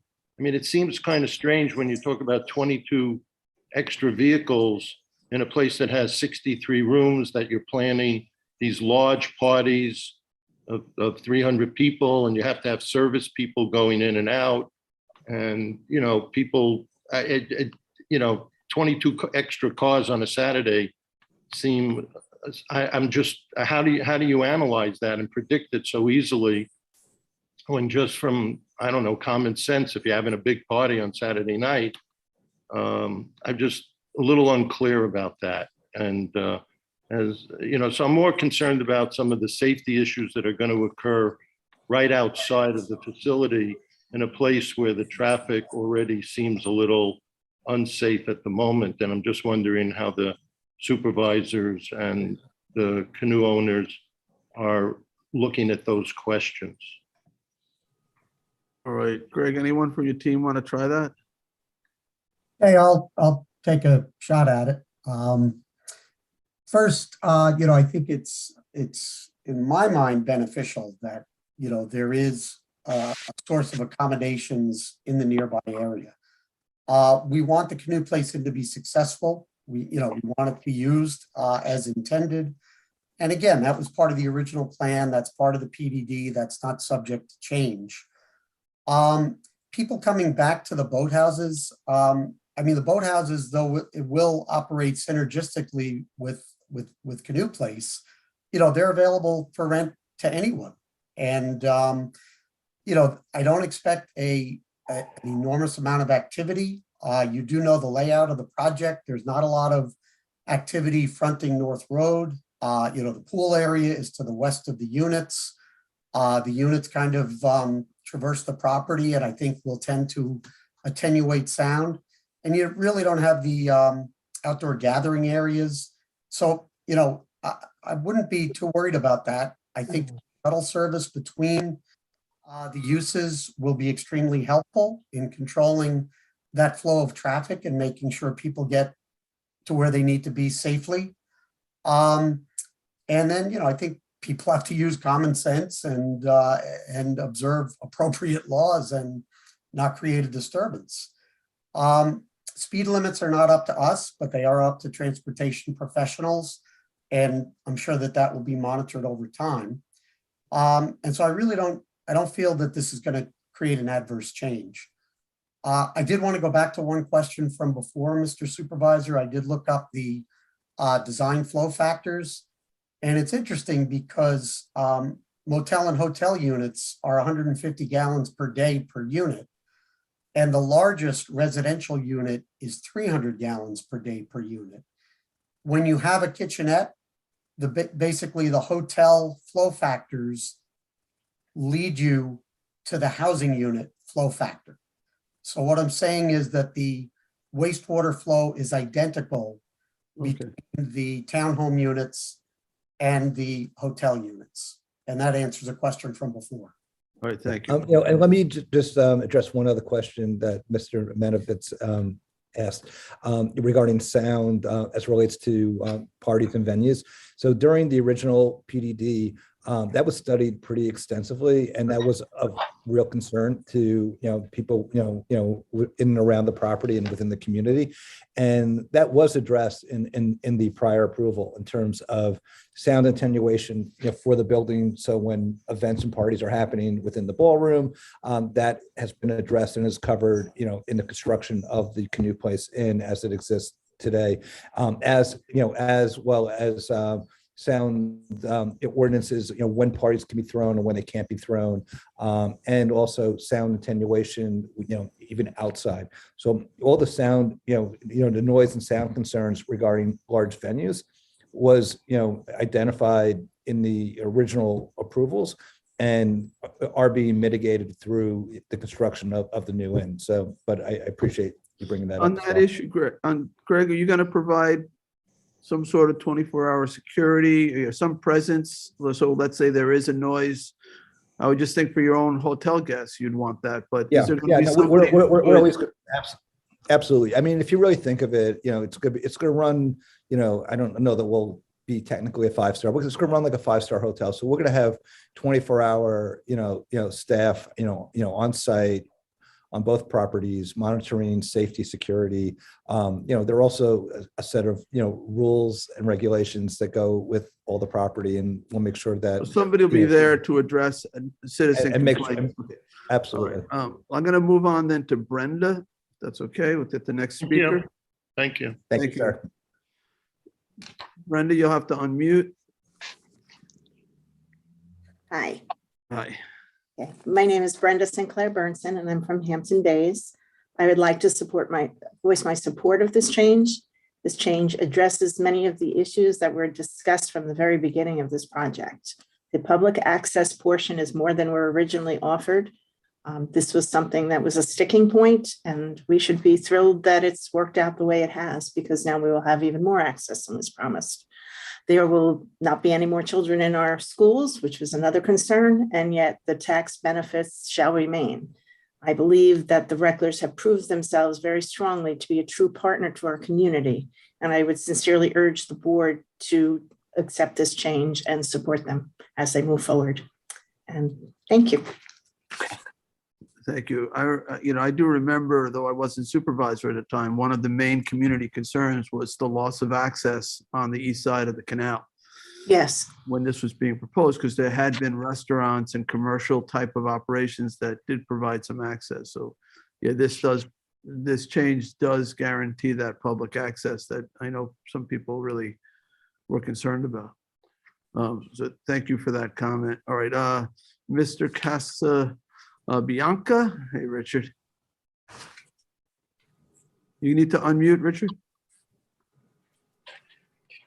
Oh, there we are. Okay. Jay, I had the same question you did, like who would be the go-to person at 2 a.m? And Greg, I think, answered that pretty well.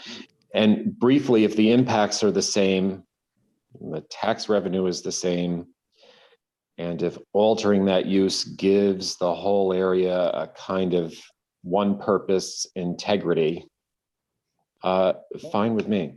That's it. I don't think there's a lot to discuss here, really. Yeah. Okay. Thank you, Richard. Thanks. Is there anyone else? No other hands. Greg, just one question for you, and I sort of hinted at this earlier. The community has lived with the Canoe Place Inn. First, when it was a nightclub, was problematic, And then it was equally, if not more problematic, as a blighted hotel, former hotel in disrepair for many, many, many years. And you have, I know, invested significantly to bring it back. And I think most of the community wants to see it succeed. A 25-unit hotel, and I sort of grew up in the hotel business, and not a lot of rooms to support a banquet hall, restaurant. So I don't think anybody wants to see you fail there. So is that part of the thinking, is that the converting of the boathouses to part of the hotel is actually gonna make the Canoe Place Inn, the success, more likely to happen, so that we don't end up 20 years from now or 30 years from now with a hotel that becomes a problem for the community, as some hotels have in the past? Yeah, absolutely. I mean, that was really the original thinking. We started with two projects, right? It was the rehabilitation of the inn, as I know Richard likes to call it, or the old gal. Originally in the early onset, it was really just bringing it physically back to shape and having it, function as an inn with some catering and food and beverage. But as Mitch and I really got into the meat and bones of the property and the project, we realized that there's so much more to do, for the property and for the community by really investing significantly more than what we intended. I would say we're investing, 6 times the amount of what we originally thought we were going to invest in this property. And it's not just the bricks and mortar and the beautiful finishes, but it's also the staffing that needs to go with that in order to run a high-end, hospitality property. And as you know, Jay, being in the hospitality business, it's hard to support that kind of infrastructure with 25 rooms. And Mitch and I quite literally, kind of stood at the Canoe Place property saying, we really need to add scale to make this really work at the highest level that we want it to, and to create something special. And we kind of just looked across the canal and said, there it is, right? And by incorporating these two properties, as discussed in different iterations during the original process, it gives us that ability to use the scale of the 37 townhomes to hire the quality staff, and to run both properties and make them both successful. And I really believe that this will be the most desirable, successful hospitality experience, on the East End. And I'm really proud that it's happening right here in Hampton Bays. So yes, I mean, without a doubt, there's a financial viability that is added by combining the two properties, but it's going to really, I think, culturally be a really important, piece of Hampton Bays as well. Could you sort of cater your operations at the hotel to the shorter transient stays on the west side of the canal? And because of the units at the boathouses are significantly larger, to have like a multi-night minimum in general, so you don't have the constant turnover there? I mean, look, as well as I do, it's at the end of the day, it's all the timing in the season, it's the market, it's what people need. What I will say is, we really have built a tremendous infrastructure. For example, I mean, the kitchen in the Canoe Place Inn, is probably larger than any restaurant that any of us have been to, on the East End. I think like everything else, you need market flexibility. You can't really. I understand it, but with the larger units on the east side of the canal, they would lend themselves to longer stays. That's all I'm saying. Yeah, and that, well, that most likely will happen at certain periods, right? I think certainly in like July and August, you can really see people wanting to stay there for 1, 2, 3, 4 weeks at a time, and that that is but again, it's really market driven. Like, we can't predetermine it, but yeah. All right. Any other questions? We're back to the board. Oh, there was one other texted question. I guess I can relate if I can find it. Somebody who hasn't spoken. where was it? Hermit, right? Would the sidewalk mentioned at the north end of the townhouses run parallel to the Long Island Railroad on the south side of the tracks? Once it meets with North Road, will it extend toward North Road end of the Shinnecock Canal? Concern is the road is quite narrow under the Long Island overpass. Will the tall trees which were removed in error be replaced along the Long Island Railroad? Anybody understand any of that? Yep. Little tough to follow, but I'm hoping Janice can help. I would just, hi, I would just say that the sidewalks that were required as part of the PDD have been installed to the extent that they will be there. After that, it's really beyond, you know, that's a different offsite improvement that I would not, you know, is not really, you know, for the town, it's really a county road also. So that's the other thing there at that location. But the idea would be that you can walk through the site onto the new sidewalks on North Road and continue on to sort of Canal Road, which is not a busy location. And then you're still, once again, going under the Sunrise Highway, and you're on that strip where there's benches, et cetera, along the Shinnecock Canal. And then you can walk down that Canal Road over to Mashut, the county park there. So that connection is there. Greg, I don't know if this is a question for you, but when I was there and we discussed where the public access would be, and on the southern portion of the boathouse property, there is a section of dock boardwalk that is literally, you have water on both sides. Right. And that would be wonderful and I think you indicated that could be part of this easement, but that is directly not over your land, it's over the county land. But I think the county has already granted an easement or consented to an easement over that property. You know what I'm talking about? I don't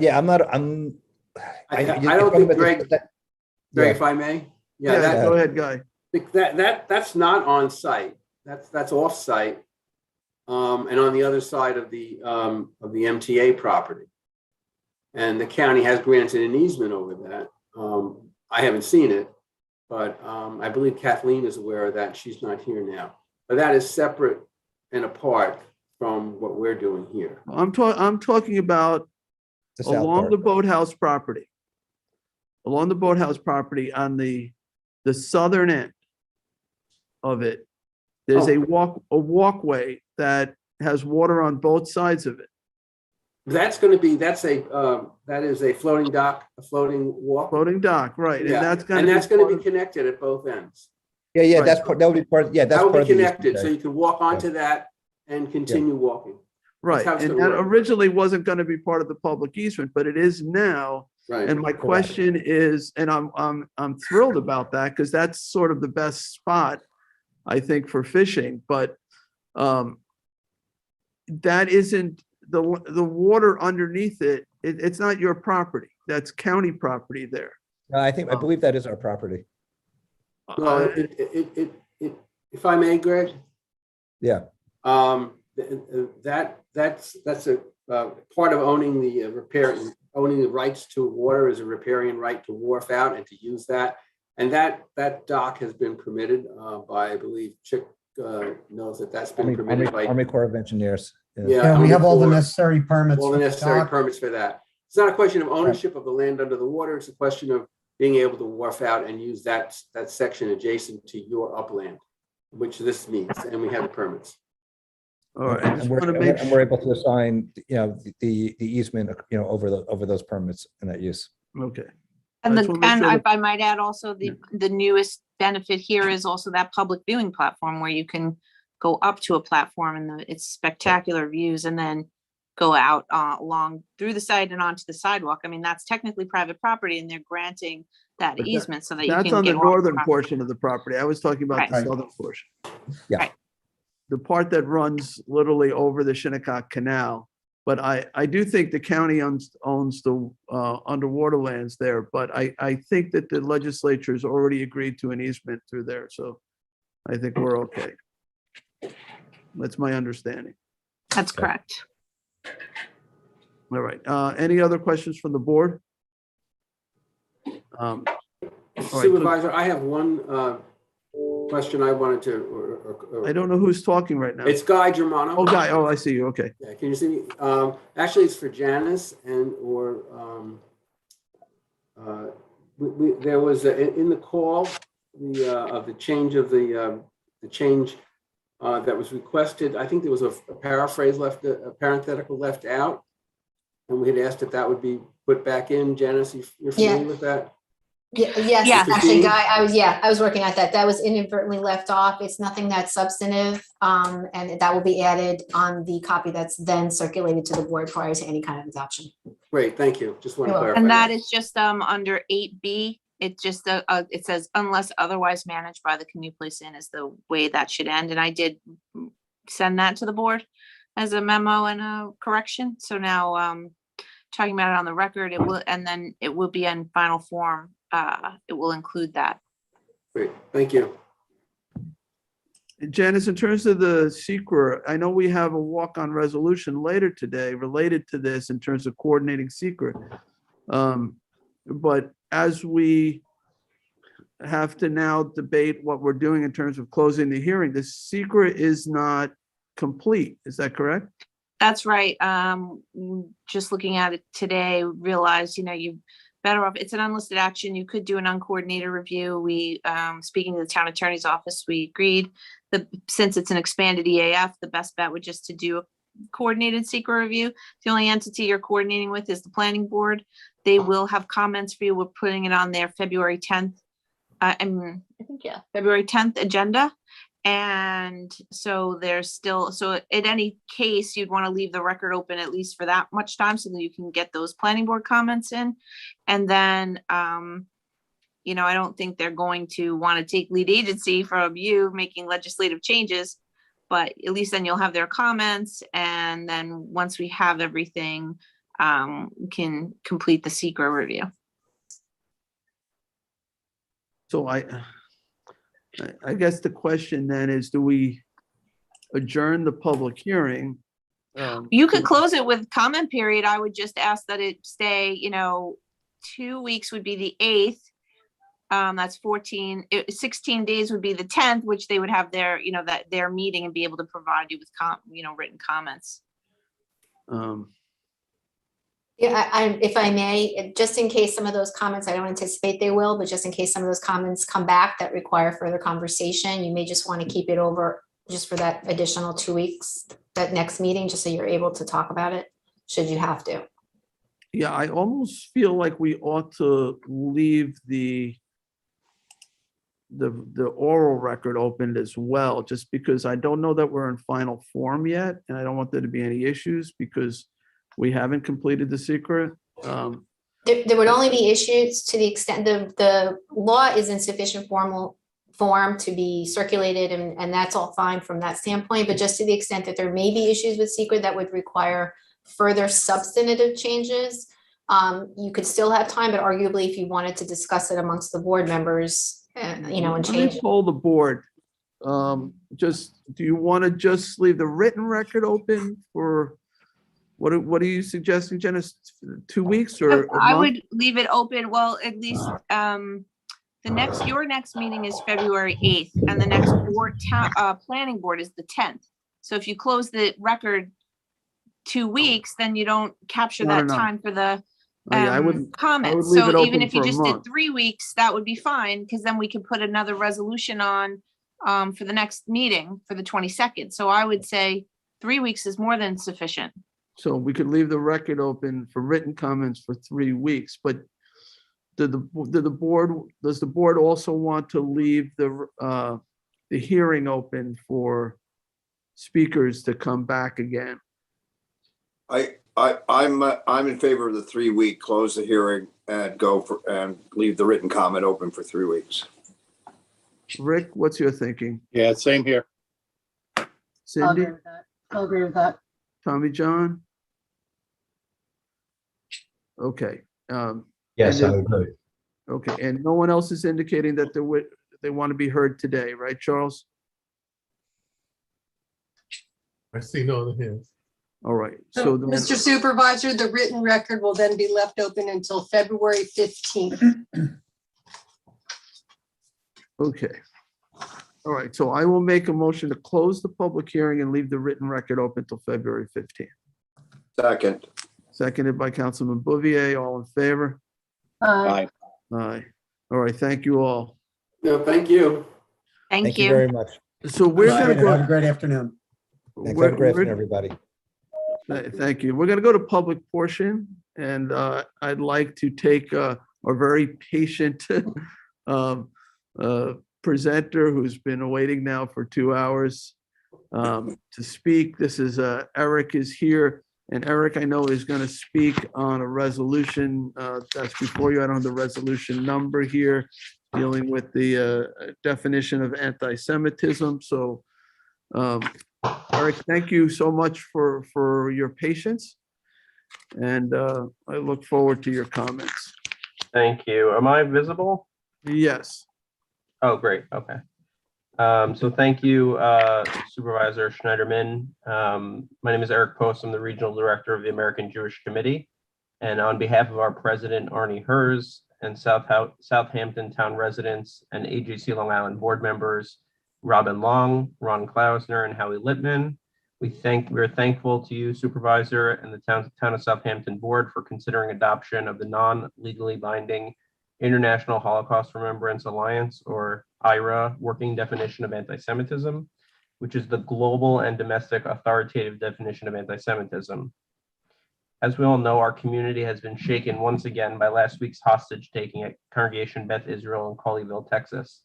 This follows the deadliest anti-Semitic assault in America's history at Pittsburgh's Tree of Life congregation 2 years ago, deadly assaults in Poway, California, Jersey City, and close to home here in Muncie, upstate New York. We also saw the spike in anti-Semitic hate around the May Hamas-initiated conflict with Israel, where a young Jewish man was beaten in Times Square, and diners at a restaurant in Los Angeles were asked if they were Jewish and subsequently attacked, amongst many other incidents conflating American Jews and Israel. The working definition is a clear and compact description of anti-Semitism in its various forms, including Holocaust denial, prejudices against Jews, and the denial of Israel's right to exist. The definition can be used to determine whether an incident is anti-Semitic, and as an educational tool. Adoption of the definition sends a message that governments understand the threat of anti-Semitism, which is the first step in addressing it. The IRA working definition has been adopted by 3 successive US presidents, nearly 40 foreign nations, and many multinational bodies. It is also being adopted countrywide by municipalities. AJC Long Island has successfully worked with Nassau and Suffolk counties, the towns of Huntington, Babylon, Hempstead, North Hempstead, Oyster Bay, and several smaller towns in adopting the definition. Notably, last week, the United Nations recognized the definition in a unanimous vote, whereby they also condemned Holocaust denial and revisionism. We're living in a time when more understanding and identification of anti-Semitism is urgently needed. According to AJC's just released in October 2021 State of Anti-Semitism in America report, 9 in 10 American Jews believe anti-Semitism is a problem in America today, while only 6 in 10 in the general public believe anti-Semitism is a problem, a 30-point difference. The need for education and awareness is tremendous. Adopting the IRA definition is a great step in the right direction, and we thank you again for your consideration. Right. Well, thank you, Eric. Again, thank you for your patience. And we also have Christine Scalera, who worked on the resolution. This is just, so the board knows, this is on page 49. It's resolution 109 of 2022. And it is a policy resolution, which is not something you typically see. So it's, as you say, it's an educational tool and a guidance tool. But Christine, did you want to say anything about this, and then with the board, if they have any questions for Eric? You are muted, Christine. Sorry, just if anybody has any questions, I think it's pretty self-explanatory, and it is a policy resolution. And that, if anybody has any questions. So basically provides guidance to us for determining if something reaches the threshold of an anti-Semitic act. All right. We are in public portion. We don't usually go back and forth, but while Eric is here, does anybody have any questions? I am going to ask to take this out of order, so when we debate it, Eric can be present and not make him wait for another hour or two. I don't have a question, but Eric, I did want to thank you for all you're doing and the organization. We're going through some really strange times, and I just, I hear about what your organization does quite often, and I just wanted to say thank you personally. Thank you for everything. Thank you very much. All right. Thank you, Eric. If you'll stick around, I'm going to try to get this voted on in a minute here. So first I have to see if there's anybody else for public portion. Charles. So we're in public portion. If somebody wants to be heard on any issue, anything you want to bring to the board's attention? Yeah, I do have one. Okay. Oh, no, here it is. This is a custom. Got an open mic too somewhere. I think that, yeah, I don't know where that is.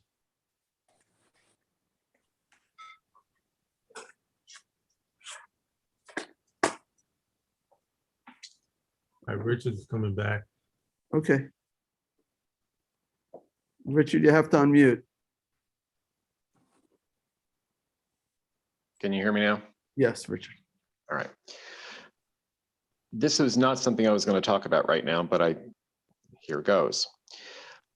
It's interesting that I follow that last fellow who was talking about a culture and population that's historically been underrepresented and or under attack, right? So what I want to talk about right now are the Shinnecock. And what's on my mind is a kind of healing and a kind of resolution of our historical upset with them, right?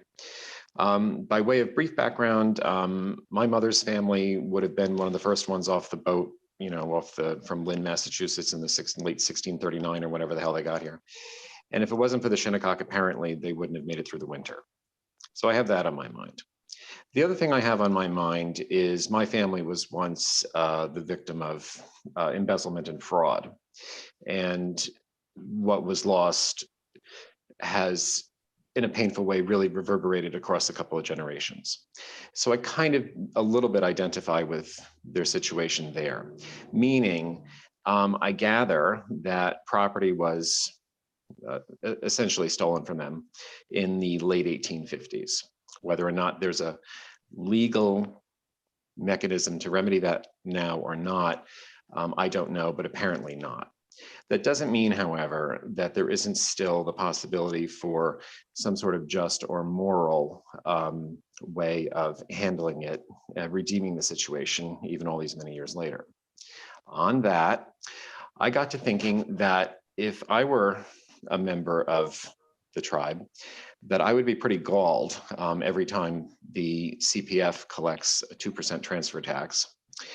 And I was wondering, just wondering, if that land within the disputed boundary of the 1859 theft, embezzlement, whatever, fraud that happened, if that land could be essentially alienated from the CPF collection, and or if the 2% that's collected there could be sent to the tribe or part of it sent to the tribe.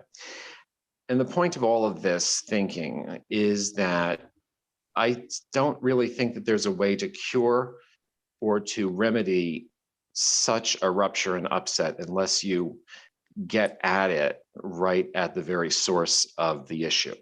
And if the very source of the issue is the land in those boundaries, look there for a solution. And it's popped into my head, and I've mentioned it to any number of people, and it occurs to people as obvious, just, and relatively simple thing to do. Relatively simple. So I wanted to put that out there. I have spoken to a couple of people on the reservation about it. I've spoken to just average people, and everyone, like I said, seems to think that there's some wisdom in this approach. And because, again, to repeat myself, you never quite, I don't think that anything is ever going to quite quell the upset the way, with any other approach, except to get right at, to have the land that was taken then start to provide a return now. Is there anything like that that's possible? I leave it to you to think about. I wanted to drop it in your heads. All right, thank you, Richard. Okay. Okay, is there anyone else who wishes to be heard in public portion? No other hands. All right, I will make a motion to close public portion. Seconded by Councilwoman McNamara. All in favor? Aye. Aye. All right, public portion is closed. We'll get to the agenda. I'd like to make a motion to take resolution 109 of 2022, found on page 49, out of order. Second. Seconded by Councilman Bouvier. All in favor? Aye. Aye. All right. So I'd like to now make a motion to approve resolution 109 of 2022. Do I have a second? Seconded by Councilman Bouvier. And Eric, I do appreciate you being present and the work that you've been doing. I want to also thank Robin Long, who's a member of our planning board, for bringing this to my attention and the work that she's been doing with AJC. I wish something like this wasn't needed or wasn't important, but unfortunately it is.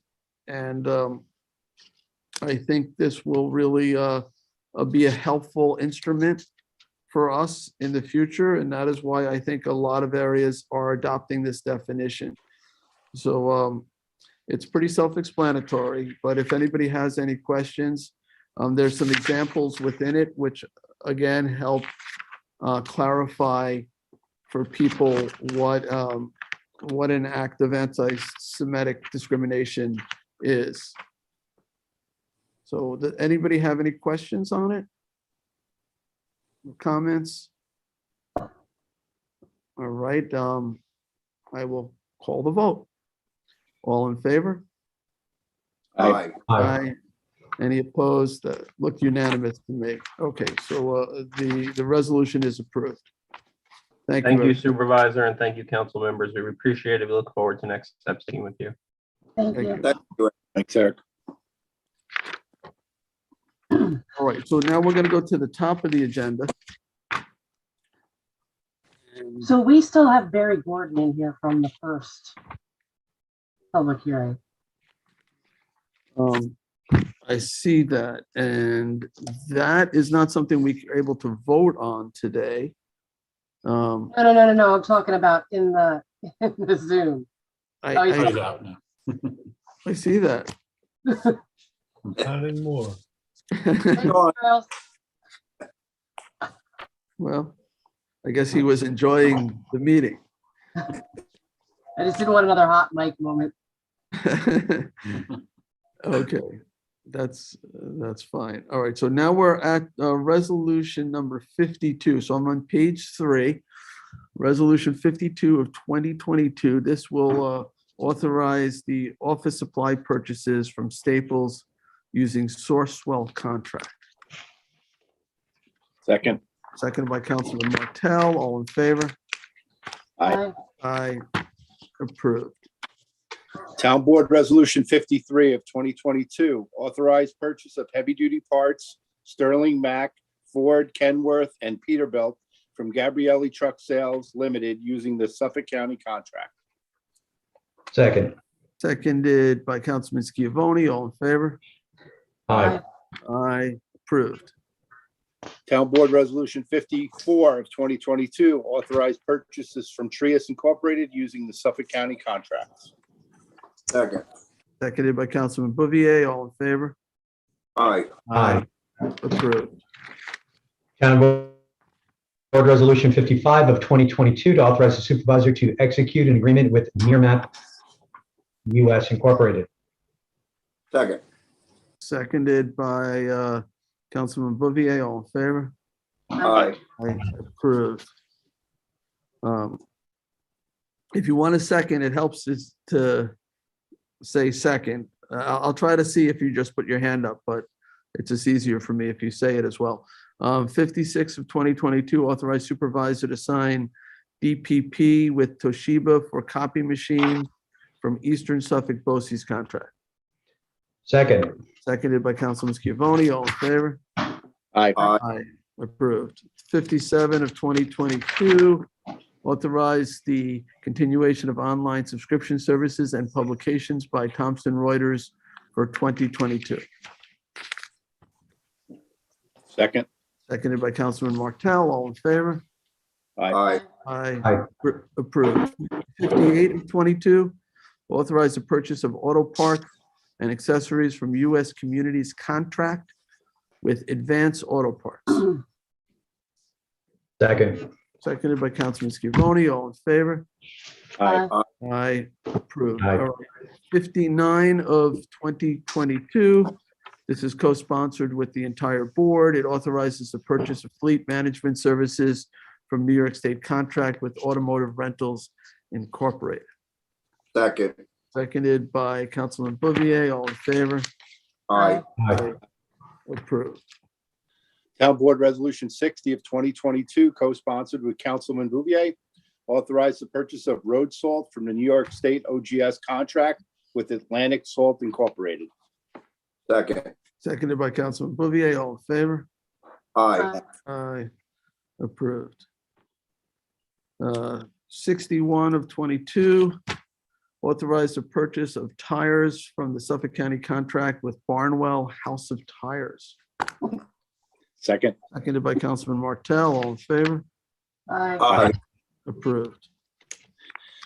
Town Board Resolution 62 of 2022, co-sponsored with Councilman Bouvier, authorized the supervisor to execute 2022 stewardship agreements with Maureen Stafford, Linda DeCapria, and Patricia Obi to provide custodian services at various parks within the town.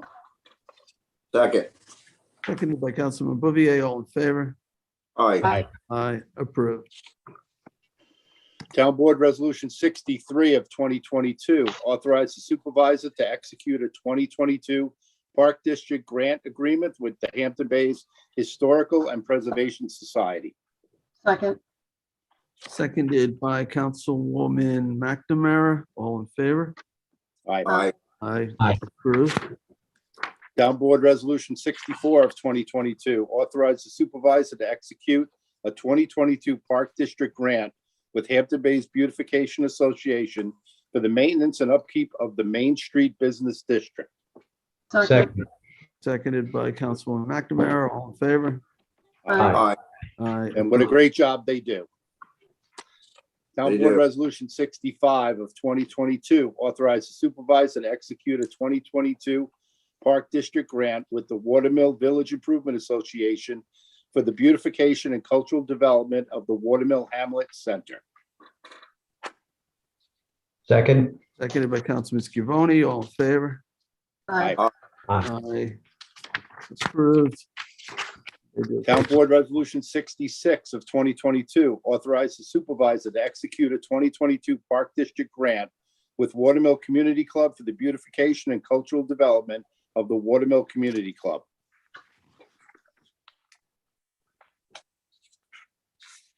Second.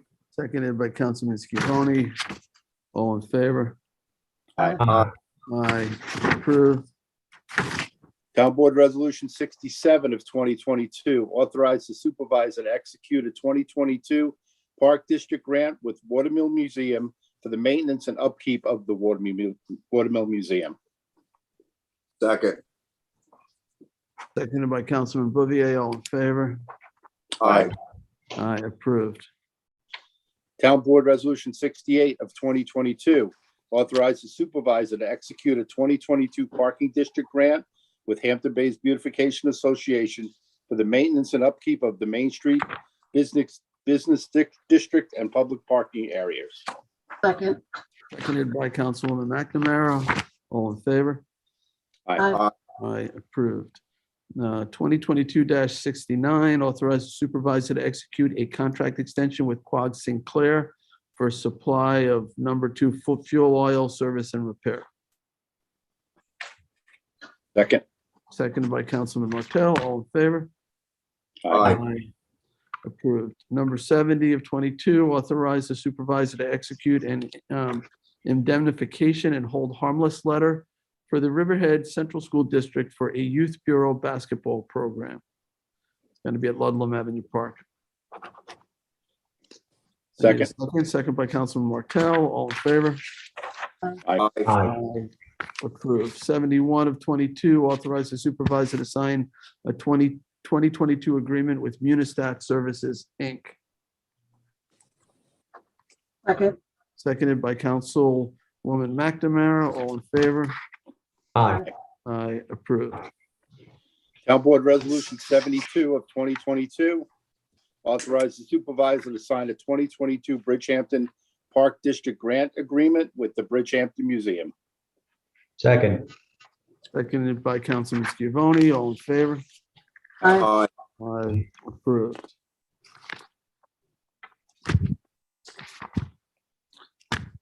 Uh, 73 of 2022, authorize the supervisor to sign a contract amendment with Nelson Pope and Voorhees LLC in connection with the preparation of a supplemental generic environmental impact statement, SGEIS, for the proposed Riverside Sewage Treatment Plant, Hamlet of Riverside.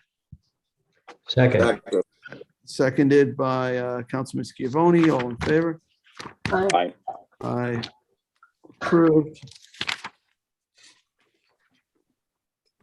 74 of 2022, authorize the supervisor to sign an amendment to the lease agreement for 38 Little Plains Road.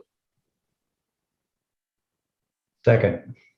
Seconded by Councilman Scavone. All in favor? Aye. Aye. Approved. 75 of 22, award and authorize supervisor to sign contract for banners and signs. Second. Seconded by Councilwoman McNamara. All in favor? Aye. Aye. Approved. Town Board Resolution 76 of 2022, co-sponsored with Councilman Scavone. Award and authorize supervisor to sign contracts for subaqueous water main crossings, Shinnecock Canal, Mashut Beach, and Ponquag Bridge at Lighthouse Road. Second. Seconded by Councilman Scavone. All in favor? Aye. Aye. Approved. Town Board Resolution 77 of 2022 to recall and amend Town Board Resolution 2021 1100, purchase of construction services from Renew Contracting and Restoration Services using Bayshore Union Free School District contract for Bridgehampton Community House porch restoration. Second.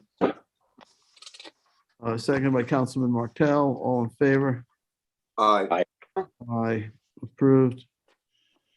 Town Board Resolution 78 of 2022, recall and amend Town Board Resolution 2021-1165 with Thomson Reuters, use of the Clear Plus Web Analytics Program for the Town Code Enforcement Department. Second. Seconded by Councilman Scavone. All in favor? Aye. Aye. Approved.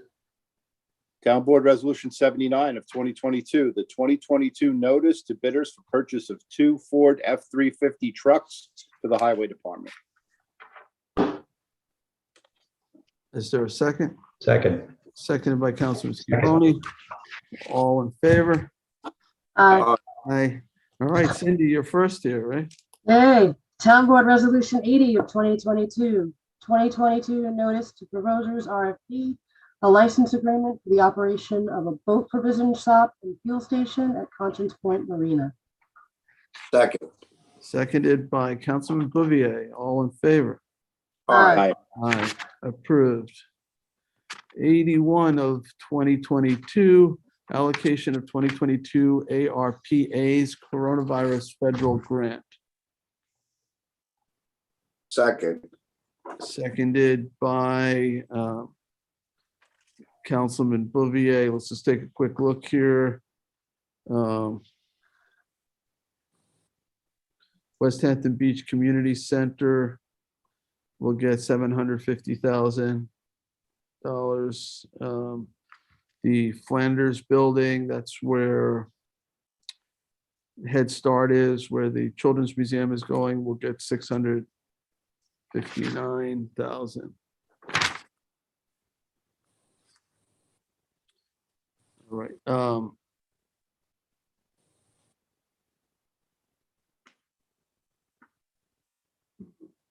Right, I will, I made the motion. There was a second, right? Yes. All right, all in favor? Aye. Aye. Approved. 82 of 2022 amends the 2021 adopted budget for town police for special events. Seconded by Councilman Second. Scarponi. All in favor? Aye. I approved. 83 of 2022 amends the 2021 budget for various departments. Housekeeping resolution. Second. Second by Councilman Bouvier. All in favor? Aye. I approved. 2022-84 amends the 2022 adopted budget for town controllers. Also, Second. relates to part-time salaries. Seconded by Councilman Bouvier, was that correct? I believe it was Councilman. Everyone but. I think everyone. Oh, who seconded? Councilman Schiavone. Councilman Schiavone. Okay, all in favor? Aye. Aye. All right. 2022-85 amends the 2022 adopted budget for the Windsor Heart Project. Second. Seconded by Councilman Martell. This is adding 5,000. This will be fully paid for though with heart sales and will also generate quite a bit of money for the health center at the out in Hampton Bays. All right, so there's a motion, a second, all in favor? Aye. Approved. There was just, so you know, some modification in the design that added just a little bit to the cost of the construction. All right, 86 of 2022 amends the 2022 budget and authorize highway fund pay-as-you-go for purchase of trucks. Second. Seconded by Councilman Martell, all in favor? Aye. Approved. 87 of 2022, authorize closure of capital projects. I'll need a second. Second by Councilman McNamara, all in favor? Aye. I approved. 88 of 22, deposit monies into escrow account for professional services in connection with the NRP Southampton MFPRD change of zone application. Second. Seconded by Councilman Bouvier. All in favor? Aye. Approved. Number 89 of 2022. Reappoint John Watson to the Board of Assessment Review. Second.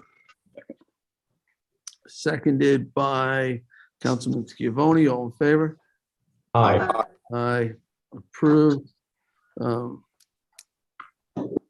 We thank John for his service. Number 90 of 2022 reappoints reappoints members to the Conservation Board for a 2-year term, Sunshine Gums, Harry Ludlow, and Tom Rickenback. Second. Seconded by Councilman Bouvier. All in favor? My former board. Your former board. Former board. That's true. Number 91 of 2022 appoints Harry Ludlow, Chair of the Conservation Board for 2022. Second. Seconded by Councilman Bouvier. All in favor? Aye. Just on those last two, I wanted to thank Harry for agreeing to serve again. He does a terrific job as chair, and I want to thank those three members for willing to continue to give their time for that board. We're up to 92 of 2022. Reappoint members to the Landmarks and Historic District Board. Second. Second, this is for Timothy Janetis, Martha Green, and Victoria Khan. These are 3-year terms. All in favor? Aye. Aye. Approved. Number 93 of 2022 appoints Edward Wasnowski, Chair of the Landmarks and Historic District Board for 2022. Second. Seconded by Councilman Bouvier. Just on the motion, I think most of us are familiar with the work Ed has been doing. He's been coming to this board with reports on numerous candidates for historic landmark designation. I think he's doing a phenomenal job, and I think we're lucky to have him as our chair. So I'll echo that sentiment, and it's a joy working with them. They are very thorough and do a fantastic job. I think we are very lucky. I've been learning a little bit about our history, so from his presentation. All right, so we had a motion and a second. All in favor? Aye. Aye. Approved. All right, 94 of 2022 appoints Stephanie Davis as Vice Chair of the Landmarks and Historic District Boards for 2022. Second. Seconded by Councilman Bouvier. Stephanie's also terrific. All in favor? Aye. Aye, approved. He also serves on our Water Quality Board as well. Does a great job. Thank you, John. She sure does. All right, number 95 of 2022 appoints Dennis Finnerty, Vice Chair of the Planning Board for 2022. Second. Seconded by Councilman Martell. All in favor? Aye. Aye. Approved. Number 96 of 2022 reappoints Gloria Burke to the Planning Board. Second. Seconded by Councilman Bouvier. All in favor? Aye. Aye. Approved. I'm sorry, when we got to Dennis, I got distracted on Dennis's resolution, but Dennis is a longstanding member of the planning board, and he's been former chair, now is vice chair, and we really appreciate the work that Dennis does, and of course Gloria on the planning board. All right, so I think I'll echo that sentiment, Supervisor. It is a great board. Again, pleasure working with them. Just really good group of people. Thank you. These people give a tremendous amount of their time for the town and the community. So, all right, I'm up to number 97 of 2022. This is to appoint Tom Neely to the planning board. This would be for a 4-year term expiring in December 31st, 2025. Let me get a second first. Second. Seconded by Councilman Bouvier. I think you all know Tom. So he's worked for the town for many years. He's got a background in transportation. And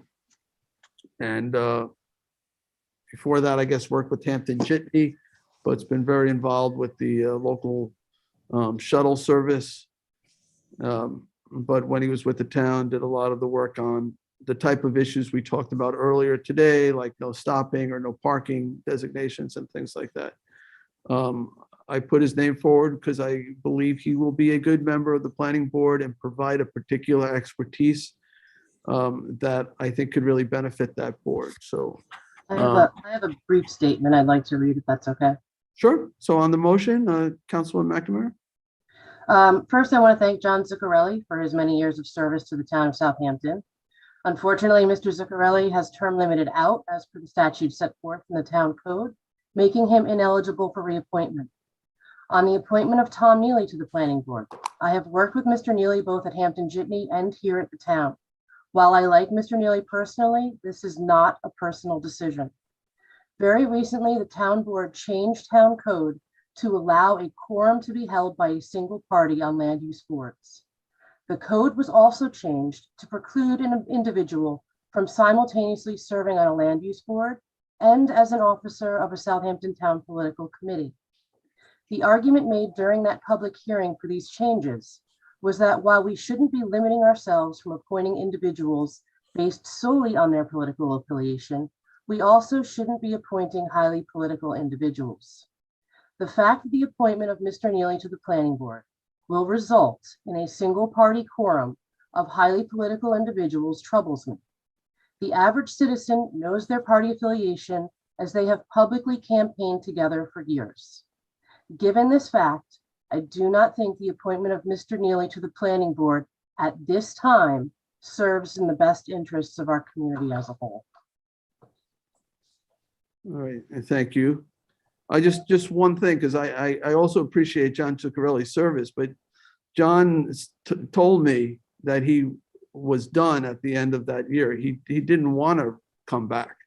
Term limits Okay, but aside. he was term limited out. Term limit aside, he said he did not wish to serve any longer. So I just want to make that clear. Even if there were no term limits, John had indicated he would like to do other things at this point. Understood. Anyone else on the motion? Yeah. Sure. In addition to what you said, thank you, Supervisor. In addition to what you said about Mr. Neely and his experience in traffic with the town, and his service at the town actually started with the planning department. So he does have a background in planning, and I think he would be an excellent addition to the town board. So I will be supporting his nomination. Yeah, if I could, Jay. Sure. I agree with a lot of what Cindy says. You know, the further down the road, who we decide to go on these boards, you know, the decision may be made, you know, politically more than who is the right person. For me personally, right now, I believe Tom Neely is the right person for this board. So I will be voting yes, but it does concern me of the makeup of this board down the road. So that's something we should discuss, you know, between us down the road. And I appreciate that. And, you know, I think the sentiment that these boards be apolitical, that they be bipartisan, that they be fair and balanced, I can't disagree with any of that. They must serve the public, and they, you know, must do it in a unbiased way. So, you know, true. As a board, we should have have more names in the conversation. I think, you know, they should have a diverse skill set and be diverse in general, in terms of East-West, in terms of age, in terms of ethnicity, and all those things. And they serve such an important role, and we are delegating such important power to them. And, you know, so I do appreciate the concerns you guys are raising. I do have tremendous confidence in Mr. Neely. I think he'll be a tremendous member of that board. But however people vote, it's a personal decision. You guys are all elected representatives of the community. Anyone else on this? All right, I will then call the vote. All in favor? Aye. Aye. Any opposed?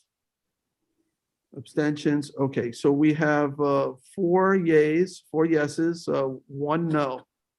And the resolution is approved.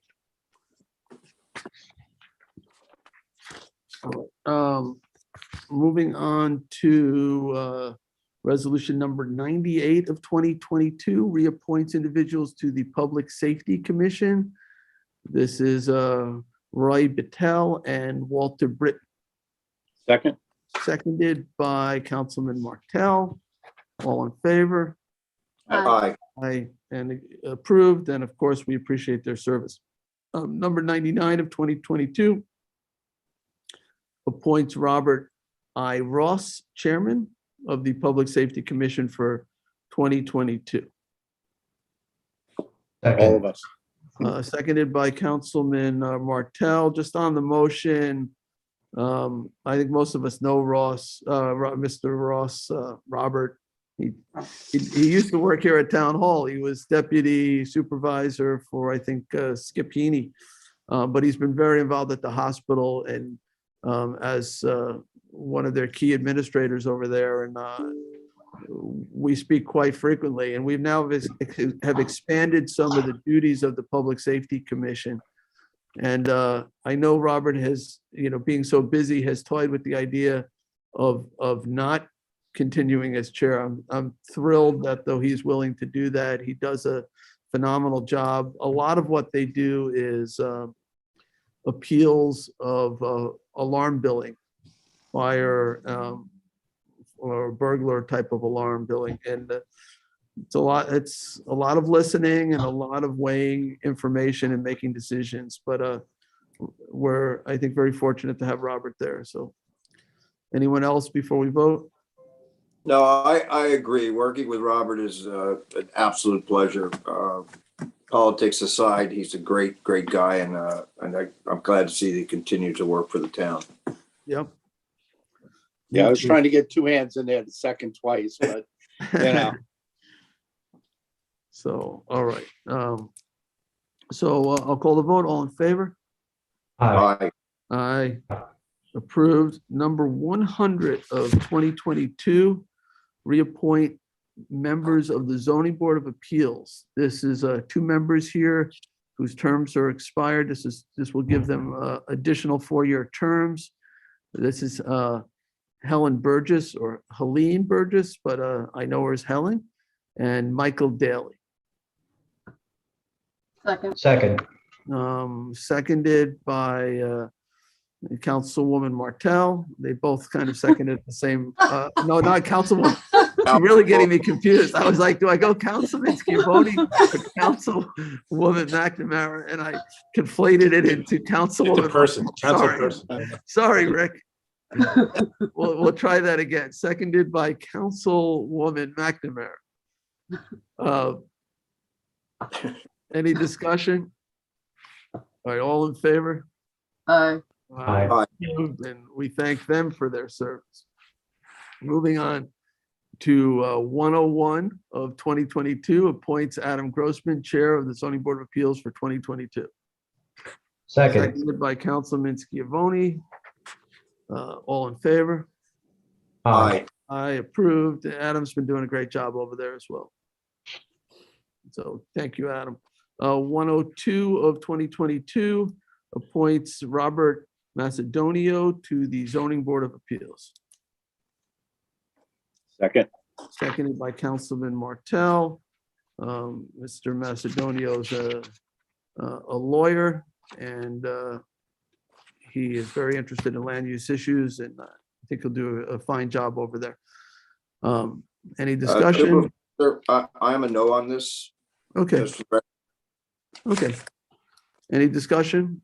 All right. I'll call the vote. All in favor? Aye. Aye. Wait, no, John, you're a no. All in favor? I'm sorry. I am a no. All right. So I am a no.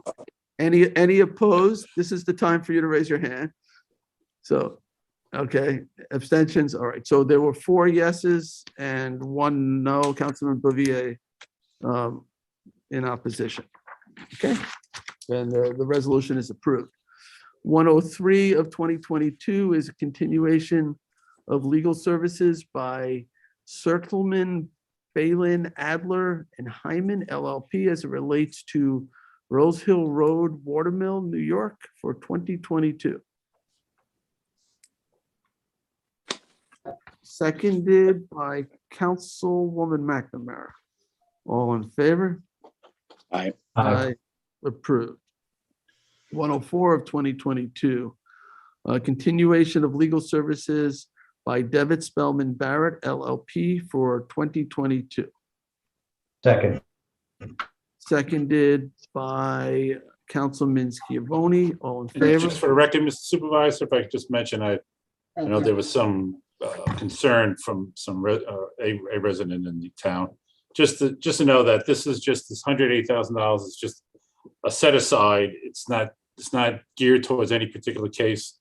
Typically, as you know, Devitt Spellman represents the town in personal injury cases where seeking tort claims, car accidents, that kind of matters. So just so for the record, it's clear that the set aside is just for anticipated costs.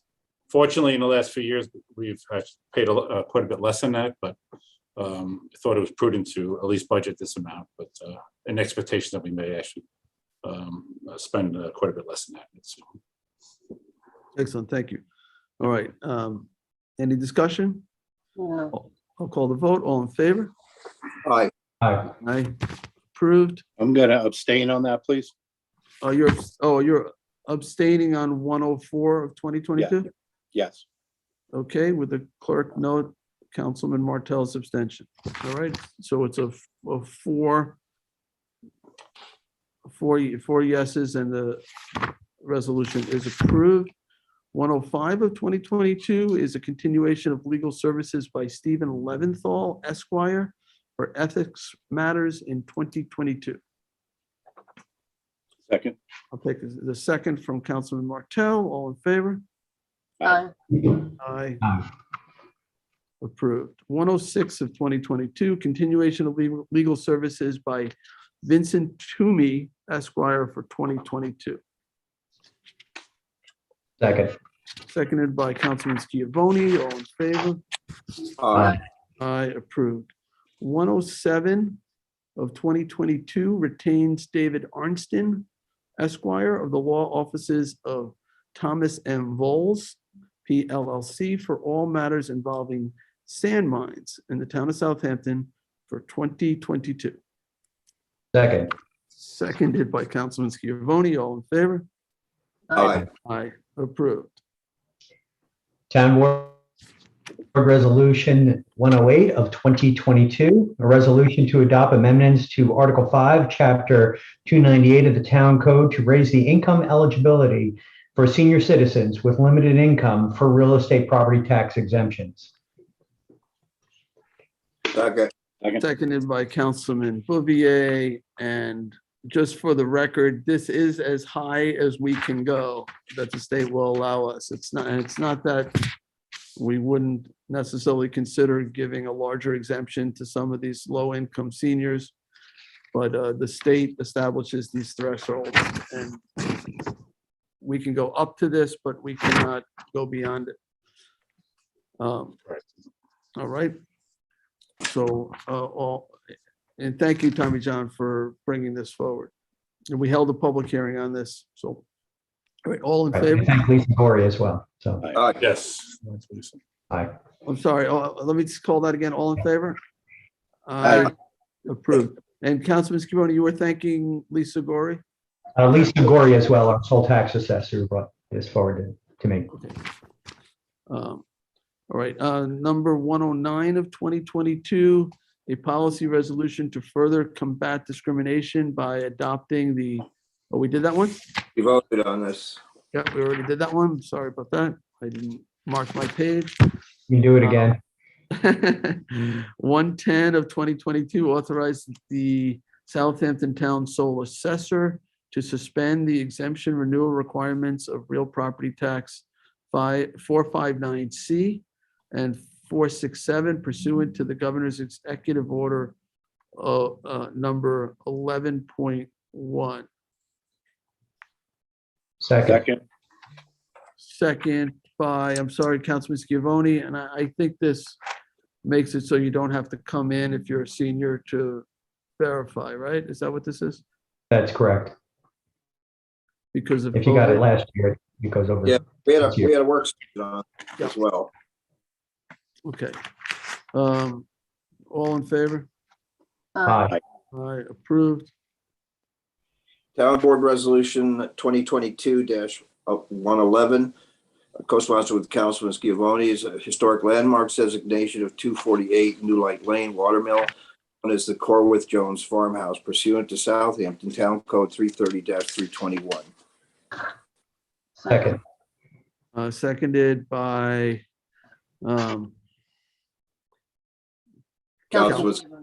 Councilman Schiavone. I saw also Councilwoman Mcnamara raised her hand, but all right, Councilman Schiavone, all in favor? Aye. Aye, approved.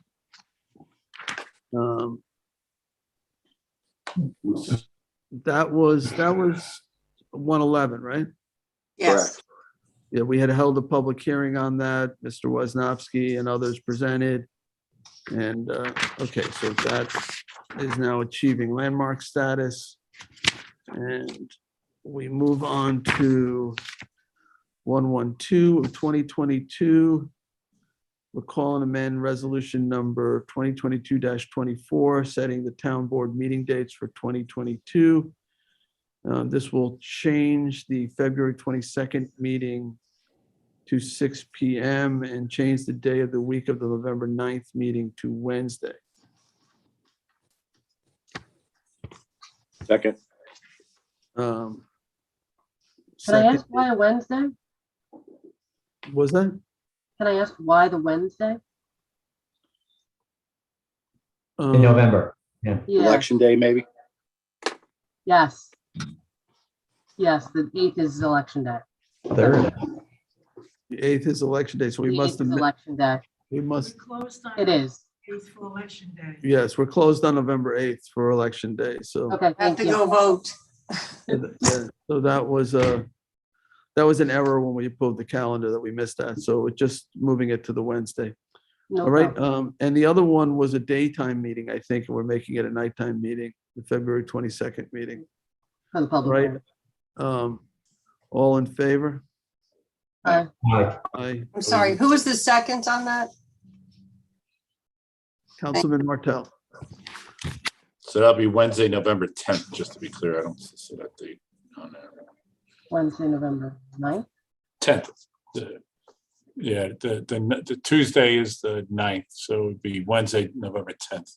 Yeah, that's really So not. Wednesday's the 9th.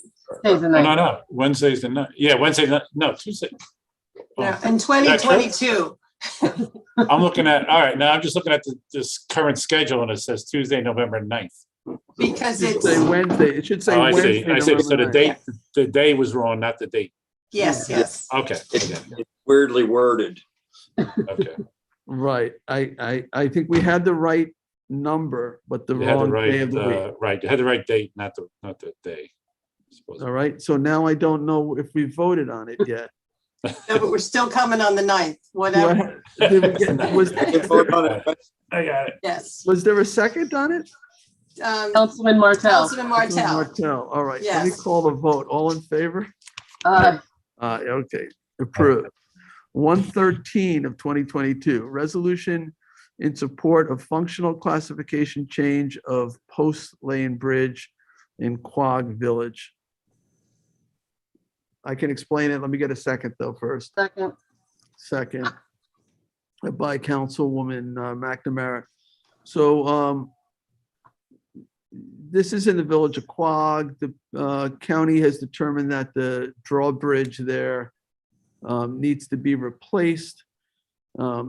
Federal funding, it qualifies if it's a connector road. But the county has it on their maps as a local road rather than a connector road, like I think it's Beach Road or Beach Lane, which is the other one in West Hampton, feeding into a very similar bridge. And without federal aid, I don't see how it could get repaired. It's a $73 million project. It's enormously expensive. So the county is asking to reclassify it, which they believe is the proper classification, as the road as a connector road. Then the bridge on the connector road then qualifies for federal aid. They have asked that they need consent of the village and the town. I've reviewed this. I see no downside whatsoever to this designation. The road is entirely within the village. It never crosses even into the town. So it's within the town, but entirely within the village. So the county has asked for this. They originally asked me just to sign a letter, and I said, if it's the town's position, it really has to come from the town board. So I put this resolution on so we could get that approval. Then I'll be able to execute or sign any instruments that the county needs related to this. So we had a motion and a second. Any questions, conversation, discussion on this?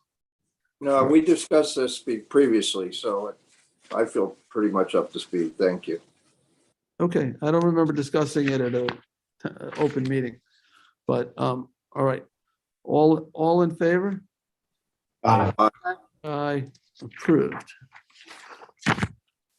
All right. John, you're next. I think I've lost a page. Hold on.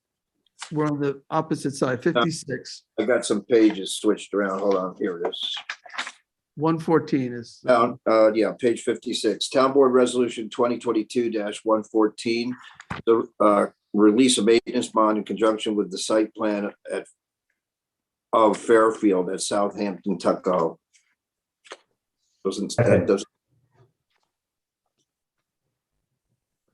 Okay, seconded by Councilman Schiavone. All in favor? Aye. Aye. Approved. Okay, 2022-115 is the 2022 part-time salaries.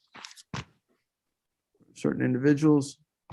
Second. Seconded by Councilman Martell. All in favor? Aye. Aye. Approved. 116 of 2022 accepts resignation of an office assistant in senior services. Second. Seconded by Councilwoman Mcnamara. All in favor? Aye. Aye. Approved. We skip 113. Did I skip one? Yeah, I don't have it marked. So 113 was the Post Lane Bridge. Okay, thank you. I'm sorry. I got pages all switched around. Apologies. All right, so I'm up to I'm on page 58. Resolution 117 of 2022 accepts retirement of Catherine Shamoon, driver, messenger, and land management. Second. Seconded by Councilman Bouvier. Just on the motion, Kathy Shamoon is a Quogue resident. She's retiring after 28 years with the town and its building department. She started in 1994. She's been secretary for the Architectural Review Board for 26 of those years. She also provides the administrative support to the town's electrical division, receiving and scheduling requests for electrical inspections. And in fact, the town of Southampton is one of the few municipalities in the state that does that function.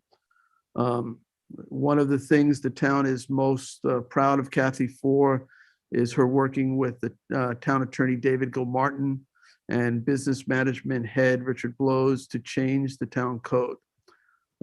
Thanks to her diligence and attention to detail, official notices are now sent via certified mail instead of the more costly registered mail, which the town had been overpaying for throughout the years.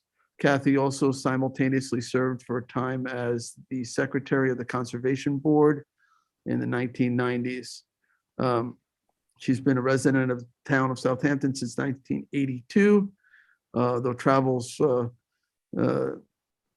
every year to Europe and Africa, but she does intend to visit Florida right after retirement, and we certainly wish her the very best in her retirement and thank her for her many years of service to the town. There you go. So a little background on Kathy. So Well, she will be missed. She will be missed. Good luck, Kathy. so yeah, that was I had received some communication from CRC office. A little bit of background on Kathy. All right, so we had a motion, a second. All in favor? Aye. Aye. Approved. All right, 118 of 2022 appoints Patrice Wilmot to confidential secretary position in the town clerk's office. Second. Seconded by Councilman Bouvier. Any discussion? All in favor? Hey. Aye. I'm looking at Long Sunday over there. really No, needed. yes, this has been, it was important to wait to find the right person. So, it's been You did. rough without that position and someone sitting in the seat that, and she's doing a fabulous job already. I'm very pleased to have her aboard. You can never, never can have too many Wilmots. Well, apparently not, because the next confidential secretary is also a Wilmot. Yes, she is. Are they, I suspect they're related? Sister-in-laws, Ah, former sister-in-laws, yes. all right. So 119 of 2022 appoints Jennifer Wilmot to confidential secretary position in highway. Second. Seconded by Councilman Martell. All in favor? Aye. Aye. Approved. The controller's loss there is the highway superintendent's gain. So I think she'll do a fine job for the new highway superintendent. 120 of 2022 appoints Stephanie Vega to senior office assistant in highway. Second. Seconded by Councilman Martell. All in favor? Aye. Aye. Aye. Approved. Happy to see that Stephanie is staying with the town. 2022 of, 121 of 2022 authorizes the hiring of Rudolfo Solo to the as a starting police officer. Second. Officer Sulo, is that how you say it? I think so. So, all right, so we had a second from Councilman Schiavone. All in favor? Aye. Aye. Approved. This comes as at the recommendation of the police chief, and I hope, I'm sure you'll all be invited to the swearing in, so when we have that information. All right, 122 of 2022, authorized town personnel from the town police to attend active shooter training. Second. Seconded by Councilman Schiavone. All in favor? Aye. Aye, approved. 123 of 2022, authorized town personnel from town police to attend street cop training. Second. Seconded by Councilwoman McNamara. All in favor? Aye. Aye. Aye, approved.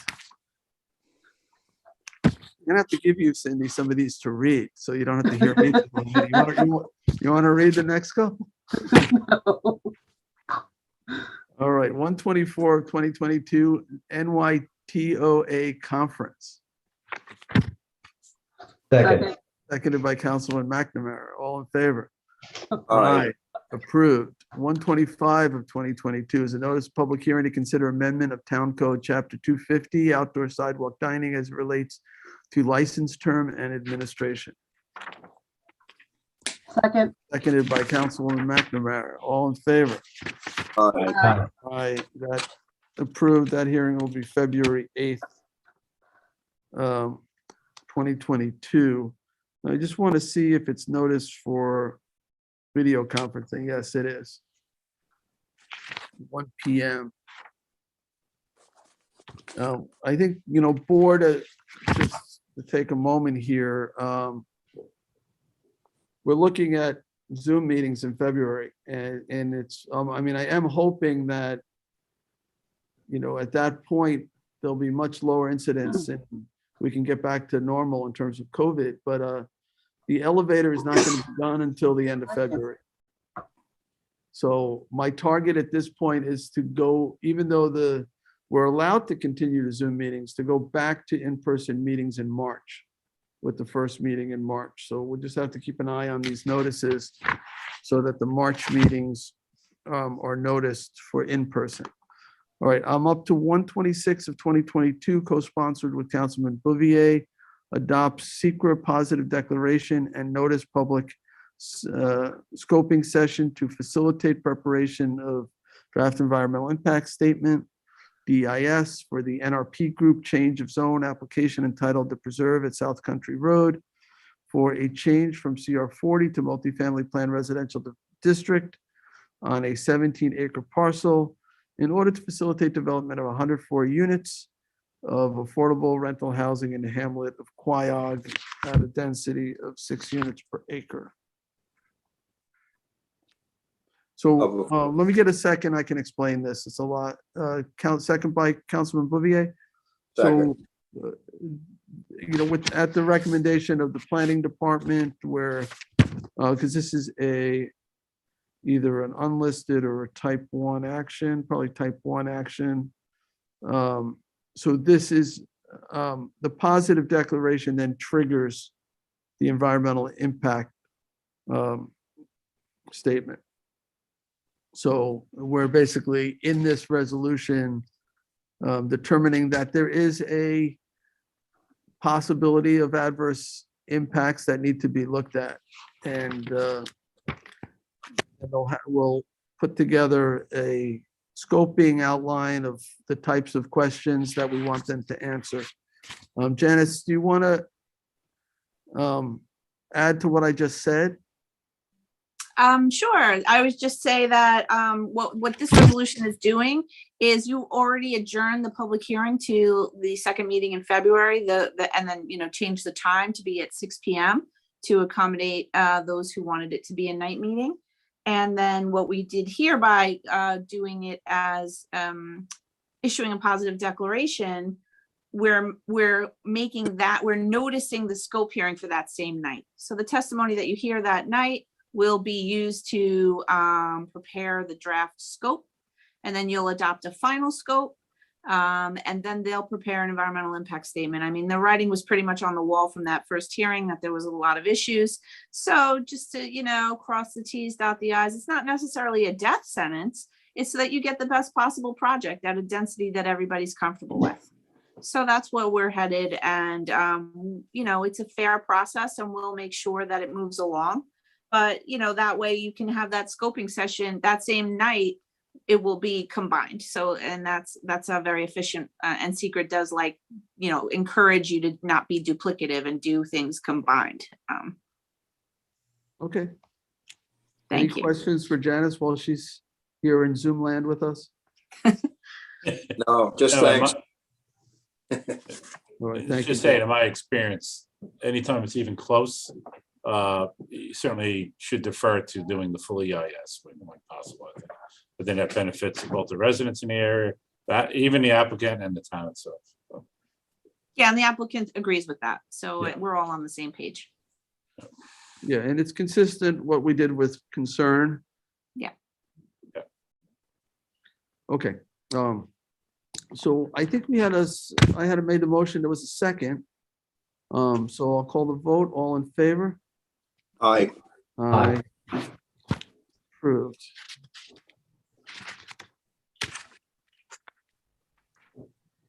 Okay. I think it's me, 127. It's you, Joe. 2022-127. There's a notice of public hearing to consider amending Town Code 243 Old Filed Maps and Town Code Chapter 330-53 Old Filed Map Overlay Districts, General Regulations to incorporate review by Town's Engineering Division. Second. Second by Councilman Schiavone. This is February 22nd at 6 p.m. also via Zoom. All in favor? Aye. Aye, approved. All right, we're moving on to the walk-ons. All right, 39423 is the ID. It's warrant number 2, capital number 2, CPF number 2, and payroll liability. Second. Everybody paid. Seconded by Councilman Bouvier. All in favor? Aye. Aye. Aye, approved. All right, and Janice is here. She can explain this. This is 39437. This is Canoe Place Inn, Canal, and Eastern Properties, Maritime PDD, Hampton Bays, coordinate secret for unlisted action to amend Town Code Chapter 330-2485, Section 3, entitled Permitted Uses, subsection B, entitled Canal Property, Parcel 2, and add subsections 8A and B and C, and amends Section 7, entitled Conditions, subsection 7 and 12. Let me get a motion first. So that's a motion to approve and a second by Second. Councilwoman McNamara. All right, Janice, can you explain what this is? Right, so you just had the public hearing, and instead of waiting now and then doing a coordination on the next meeting, it was talking to Kathleen and Christine and realized, wait a minute, we need to coordinate SECRA. It is an unlisted action. You could do an uncoordinated review, but we think, the advice from the town attorney's office was to just do it as an unlisted coordinated review. So that means that you adopt this resolution. The planning board is the other involved agency that you get feedback from. And then all the notices go out to all the interested agencies. And then we move on from there. And they did submit, as we discussed on the record today, the expanded EAF. And then we'll review that. We'll do the part, they do that for part 1 and we do parts 2 and 3. And then we'll give you a secret determination after that. So this is just to start that secret process, and it just saves time in the end. Instead of waiting, we might as well just get that over with. Any questions for Janice? Okay, I'll call the vote. All in favor? Aye. Aye. Thank Approved. you. All right, that's the last resolution. Is there any other business? We do have work session scheduled for this Thursday, I believe at 11. Is there any other business? Is it 11 or is it 10? Oh, is it 10? Thank you for that correction. I hope so, because there's a lot there. Yeah, I think, you know what, I do think it is 10 because I was doing 11 because of travel, but I'm doing 10 because it's on Zoom. Yeah, I have it on my calendar as 10. We have a lot. We have a very busy work session. Yes. Okay. Okay, so is there any other business? Thank you for that correction. All right, seeing none, I'll make a motion to adjourn. Is there a second? Second. Second by Councilwoman, I'm not going to say Martell, Councilwoman McNamara. All in favor? Aye. Aye. We are